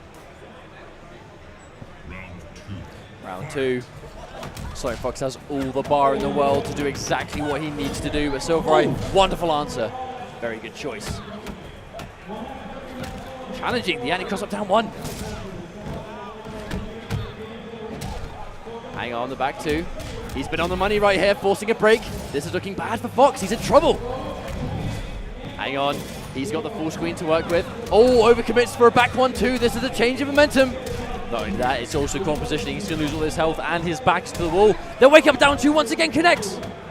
Good block on the low. Very important. He did that one. The counter poke. Good patience. Tries that and he cross up and eats a full jump in for his troubles. Oh, misses the nut punch. That's huge. SylverRye throwing a lifeline. Might still be in this. Catches him. Throwing He more has than the a lifeline. lifeline. He's throwing the lap at him. Oh, that chip damage. That chip damage. And he got up and then down 2. He's going to take it. And SylverRye will take it over SonicFox in losers finals. Once again. SonicFox, the poor guy, just cannot win a combo breaker for Mortal Kombat X. This time, SylverRye was the one that nailed that coffin. But SylverRye, is there a greater success story of a player that came out during the much later years of MKX, the much later time of the game, to come out with a character that no one's really seen too much in Liu Kang, stick with it through and through, and be at least second place here at Grand Finals after defeating SonicFox? I think this Grand Finals is a testament to the effort and the journey of both of these players. Tekken Master, Insane. and SylverRye Insane. have had such a journey throughout competitive Mortal Kombat, but their success came from the second half of the game.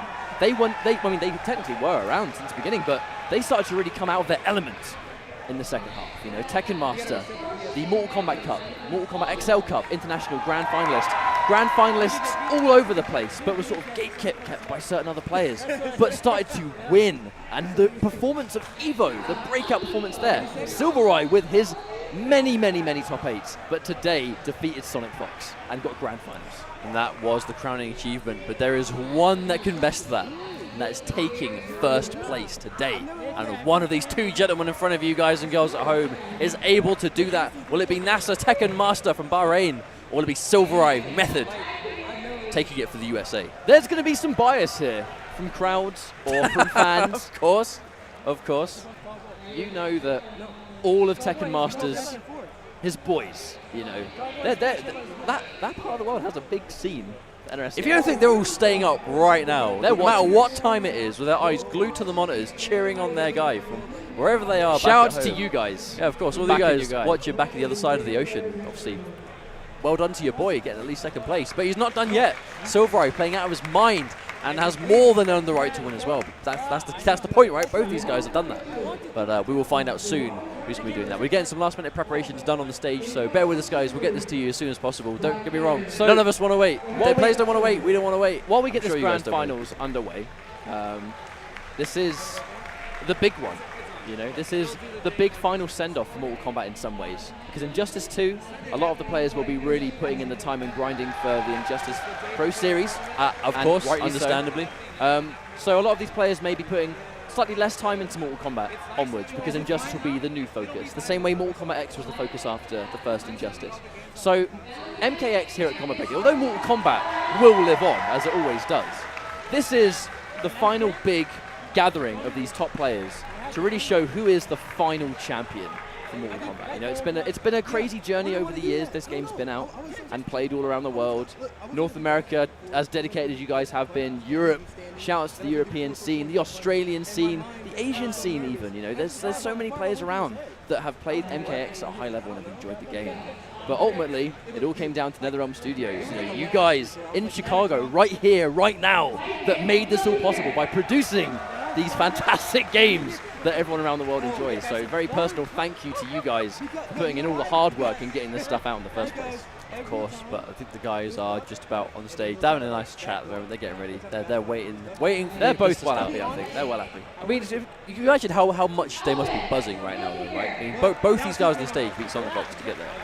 And SonicFox really was, and still is, you know, without a doubt, no matter what happens here, no one can take away that SonicFox is the most successful MKX player. It doesn't matter who wins today. The most successful overall, it is SonicFox. SonicFox will go down in history as the greatest Mortal Kombat X player of all time, without a shadow of a doubt. However, but that also means that he is a trophy. He is a prize, you know. Being able to beat him in tournament is something to be proud of. And both these guys left in the tournament have managed to achieve that today, which is huge. It's huge. No, I guess it's huge for the scene, it's huge for these guys, and it's huge for them, most importantly, going into Injustice 2. It's riding momentum, isn't it? Yeah, it's exactly. Momentum is a huge thing. Because look at it, you know, Dragon defeated him online, and then he defeated him in person, and now Dragon is looking super confident in Injustice 2 because of it. It really is just getting rid of that mental barrier, showing there is no one I can't beat. Definitely. There is no one is invincible. So, talking about riding momentum, Tekken Master's definitely, I think, going to be going into Grand Finals feeling a little bit better. Winner's side, man, winner's side. The winner's finals was, I mean, it was definitely in Tekken Master's favor. So he's going into this matchup knowing that, you know, he had what it takes. He already has what it takes to beat SylverRye already in a set in this same tournament. So in this instance, SylverRye is going to have to turn that dial up even harder than he had to beat SonicFox. He now has to get through what is essentially the final boss in Tekken Master for this tournament. Well, these guys did play winners finals, and it was relatively one-sided to Tekken Master, so we're going to have to see some kind of major shift from SylverRye. So here we go. This is Grand Finals Combo Breaker 2017 Mortal Kombat X NASA Tekken Master in winner's side, Method SylverRye in loser's side. Starting off strong with the Hell Sparks. He's going to get access to that flying kick. He's just going to block straight into it. Wow, probably expecting a grab, I think. Maybe, but he did a lot of damage for that. Oh, a bit of a drop in the corner. Could have been a little bit more. Challenge with the shoulder barge, but no meter to make it safe. Tries anti-cross up and eats a jump in for his troubles. Round one for Tekken Master. Clean round for Tekken Master, looking really strong. So, look at the bar. SylverRye on 2. And bear in mind, Dragon's Fire, a lot of that bar goes on reversals, not necessarily combo damage. Well, there's the tricky portal. So again, SylverRye did eventually find answers for it, albeit perhaps a little bit too late before, so he's going to have to try and remember what his options were for it quite quickly. There's the Hell Sparks. And there we go, they're down 2 instantly with a down 2. That's what we want to see. Putting in more plus frames with the down 1 challenge.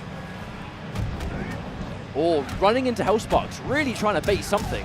You can just see the level of footsies these guys are both playing. Oh, wow. Wait a minute. Did the down 2 trade with the down 1? What happened there? I'm not quite sure. Something strange just happened. He is going to hit the Mimicry. Good block from SylverRye. Oh, is that down 1? Wow, goes into it again. Mimicry, restand. One mix could kill here. The grab, that's not going to quite do it. It's going to do extra damage in 16%, but not enough. This is chip territory though. He still has access to the enhanced damage for a little while. The chip damage on the Hell Sparks is going to do it. 1 game up to Tekken Master. And now I feel in Grand Finals, that first game is unbelievably important, but arguably more important for the loser's side, because if you're on the winner's side and you've just taken a game, it's like, right, so now you've got to win 6, and I've got to win 2. You know, that is a big barrier to get past. Every single time you lose a game, that, you know, that gap widens, that mountain gets steeper. You have to try and keep it together. Challenging that run in with the down 1. And again, happy to spend that bar on the launch of the shoulder. Tekken Master, almost unlike any other Shinnok, is happy to do that. And again, he's going to take that buff grab every single time, but the second you start trying to take those grabs, you eat an overhead or a low, or you meet a meaty hit confirmed grab, string. Not a good situation to be in right there. Also, Tekken Master's been down 1-ing after that Liu Kang flying kick so often that he's actually starting to get away with grabs after he's officially conditioned SylverRye to respect him after. But that seems to be a really effective way of playing Shinnok for Tekken Master, enforcing that respect, making you adapt to what he's doing. That's one thing Tekken Master, he fears nobody. He does not care who you are. But he plays characters that can force that upon you. But that's what made him so powerful at EVO. It's like, he didn't care who he fought. He played War God the way he wanted to, just ruthlessly. And he did not care. Wall carry all day on that one. But here we go, more plus frames. No anti-cross up, I think he's a little bit timid. Just cleanly jumps out of the corner. You don't want to let him out for free like that if you can help it. There's the Hell Sparks. He's going to go in for the Mimicry. There's the low into restand. Bear in mind, he's forced to go for the Amulet Blast because he cannot loop, but this combo does so much damage. Is this guaranteed chip? It actually is, and Tekken Master with a beautiful setup takes himself to 2-0, a swift 2 games in a row in this grand finals. Now at this stage, Tekken Master really does only need one more win, and this is actually, funny enough, could even be our fastest set in this entire top 8. Could be grand finals. It could be. Tekken Master, you said before, he doesn't care who you are. He will play the way he wants to play, and he will force you to respect it. SylverRye though, bear in mind, he's got 3 bars of meter right here. That's a breaker. That's a risk he can take.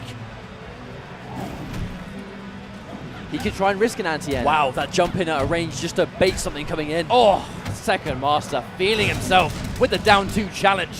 And there's the armor through. That's what we need to see from SylverRye. Gets a hit this time, sends him away. He spends all of his stamina trying to track him down, but doesn't get hit by the tricky portal, so he's still relatively safe and spends the shoulder, but doesn't have the bar to extend the launch. The grab as well, that's not going to do it, but it's so nearly almost dead. He just needs something meaty. Now the wake up fireball, a great decision. There's that delay wake up, jumps over, the shoulder goes through, not quite enough, and the down 1 into down 4, which takes it to tournament point. Tekken Master 1 round away from being your Combo Breaker 2017 champion. Is it going to be essentially 6 rounds straight? Is this going to be the final story for Combo Breaker Mortal Kombat X? There's that whiff jump in with the tricky portal. Tekken Master is throwing the kitchen sink at him. He wants to have nothing left up his sleeve. He wants everything out on the table, ready to win this tournament. Nice punish. Straight into bicycle kick. This is the start of momentum. SylverRye needs to ride this momentum. He's going to get the corner. That is how he starts. Here we go. As they go throw, SylverRye needs to keep this rushdown going. Do not let him move. He tried to go meterless shoulder and wake up. Tekken Master's getting with the disrespectful stuff now. That was a good round. SylverRye desperately needed that. Just to stop Tekken Master in his tracks. Don't let him just steamroll you for six rounds. He's got to be careful because, I mean, like the tent up the top is in play. He can use it as an escape if he needs to. There's a challenge once again. And there we go. The second he built sufficient stamina, he was using that escape. Now Tekken Master can't get a bit too ahead of himself. SylverRye, he may be on the back foot, but if he wins this round, he's almost tied it up. He just needs to win one more game after that. We are not finished just yet. There's a down 1 challenge, the overhead. SylverRye being a lot better on the defense now. That's what we need to see. Goes through. There's the stagger. Tekken Master holding onto this bar. Doesn't want to give it up yet. Now if he's going to spend bar to kill, it's going to have to be using those mix-ups off the Hell Sparks. Spending 1. Instantly challenged by the straight kick. He only needs a couple more substantial hits and he's going to make it 1 game up. But it is imposter. There's the throw tech. He just needs 1 restand and this is dangerous territory. There's the patience. Oh, forced to break. Now this is huge. Doesn't have bar. Oh no, the down 2 doesn't connect. And yes, the wake up down 2 that time will. And Tekken Master goes straight to player select. No messing around. Now that jump kick was very smart because he read the anti-air. And historically in Mortal Kombat games, jump kicks are harder to anti-air than jump in punches. Now actually, he's gone for probably a stage change, I think, or maybe just some time to think. I definitely saw a Shinnok get picked again. I'd be very surprised to see him pick up now. Boston. Yeah, goes to Quarton Jungle, got the different stage. Down 4 Hell Sparks, but SylverRye back in this. Again, the shoulder, but once again, doesn't really seem as worth it when he doesn't have the bar to extend it. All right, so he's got Mimicry. Now, actually, Quarton Jungle, we know why he's picked the stage, because he gets the guaranteed grab off the statue. Basically turns any B&B into a 50% combo. Maybe. Is he going to get a chance to do it? That's what we see from SylverRye. Big damage. Here we go. 39% comfortably. Running some more pressure. The back fist. And the down 1 to another back fist. No counterpoint. Spends the bar. And they're down 2 preemptively. SylverRye 1 round away from tying things up after getting steamrolled in a row. SylverRye was either going to wake up or he was going to crumble. And he has definitely woken up right now. Another full combo. No break from Tekken Master. I mean, if you look at how fast he's taking these games, almost just as fast as they were taken against him, he might have a tie-up so quickly. The clean jumping over Hell Sparks as well, that's a nightmare. Tekken Master was desperately trying to break that, but just couldn't. The stamina was not on his side. The down 1 as well. The challenge, spending both bars, but punished anyway with the back 2, caught blocking low, and a fireball again, 1 more. Just like that, we have tied up the games. This is an explosive set so far. Right as we were saying, could this be the quickest grand finals we've seen well, the quickest set in this top 8 so far. Just as quick as we can say that, SylverRye has managed to completely flip it on its head at 2-all now. But this adaptation sitting full screen, he's ready to punish those tricky portals. He's not letting him use it in the neutral, but it is not deterring him from going for low fireballs to counter those health sparks. And definitely, at the same time, Tekken Master is very much still one game away from winning the tournament. So SylverRye still has his work cut out for him, but he's definitely on the right track. Going for those staggers, I think really trying to go for staggers to build up the stamina. The more stamina he has, the more run cancel pressure he can enforce. Has the other bar this time, gets the launch. That's what he'd been looking for. He's been getting absolute maximum mileage off of those reads. But Tekken Master has been consistently starved for bar, but that weird cross-up, just because he was in the corner, and the grab, once again, tournament point for Tekken Master. That situation was the grab might have been the most obvious thing, but he threw him in the other direction. Tournament point, Tekken Master has access to the flying kick, so no mimicry. Wonderful footsies from SylverRye, but a drop. Gets the fireball instead, but he will take the restand anyway. Down one into flying kick, has the restand, big overhead. Good break from SylverRye though before he gets the damage upgrade. There we go, back to neutral, but a whiff punish. Ready for that forward 2 to whiff. Oh, the counter poke off that down 3, jump kick connects. Wake up low fireball, no fear from this guy right now.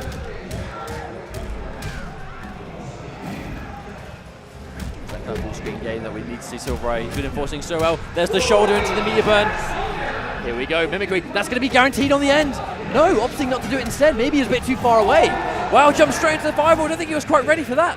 There's the tricky ball coming. Oh, the answer back. SylverRye takes another round. It's tournament point for Tekken Master, but reset point for SylverRye. No matter who wins this, something's going to happen.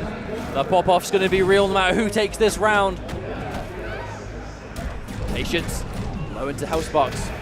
He's going to give SylverRye a break, but consistently Tekken Master has been starved for meter in this game.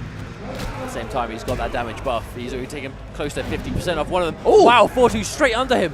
Has the restand again. This is huge.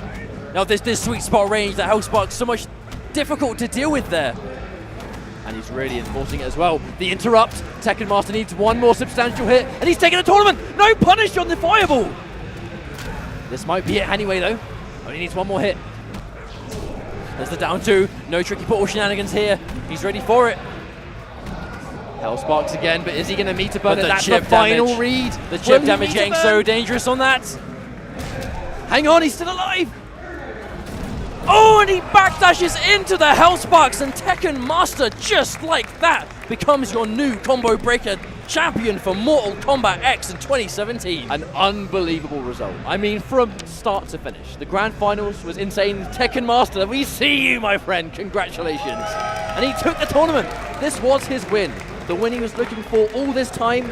He had seen his share of grand finals, but finally, it is his turn to take the first place crown. Wonderful play from start to finish. I mean, I just want to say huge shout outs to everyone that made top 8 in this tournament. Every single one of you. We had some sick games. That's exactly what I wanted to see. So thank you all very much, personally from me to all of you guys playing, and all of those that watched at home. Thank you very much for sticking out with us. This has been a great journey with Mortal Kombat X. We are riding that momentum straight into Injustice 2. Now that game is released as well. So thank you very much for being a part of this with us, guys. Huge congratulations to Tekken Master. Thank you to NetherRealm for supporting the game the way they have. Thank you to Combo Breaker for putting the game here. Huge shout outs to you guys for helping this happen and be a thing. I mean, it has been an unforgettable experience, an absolutely unforgettable experience from start to finish. It's only the beginning for these guys with a new chapter in Injustice 2, but for today, Tekken Master is your champion. SylverRye, though, getting that win against SonicFox. Tekken Master getting that win against SonicFox also. Forever King Jr. and his Rampage. Scar returning, Foxy returning. A lot of talent here. So many good moments, so many good moments. So, before we sign off, guys, just to remind you, Marvel vs. Capcom is up next, so don't go anywhere if you want to check that out. And 8 PM is when Injustice 2 will resume, and we're going to find out what players will make it further into that top 16 bracket. So, from both of us, thank you very much for watching. It's been a pleasure. Cheers, guys. To commentate the game for you guys. We'll see you next time, and we'll see you tomorrow.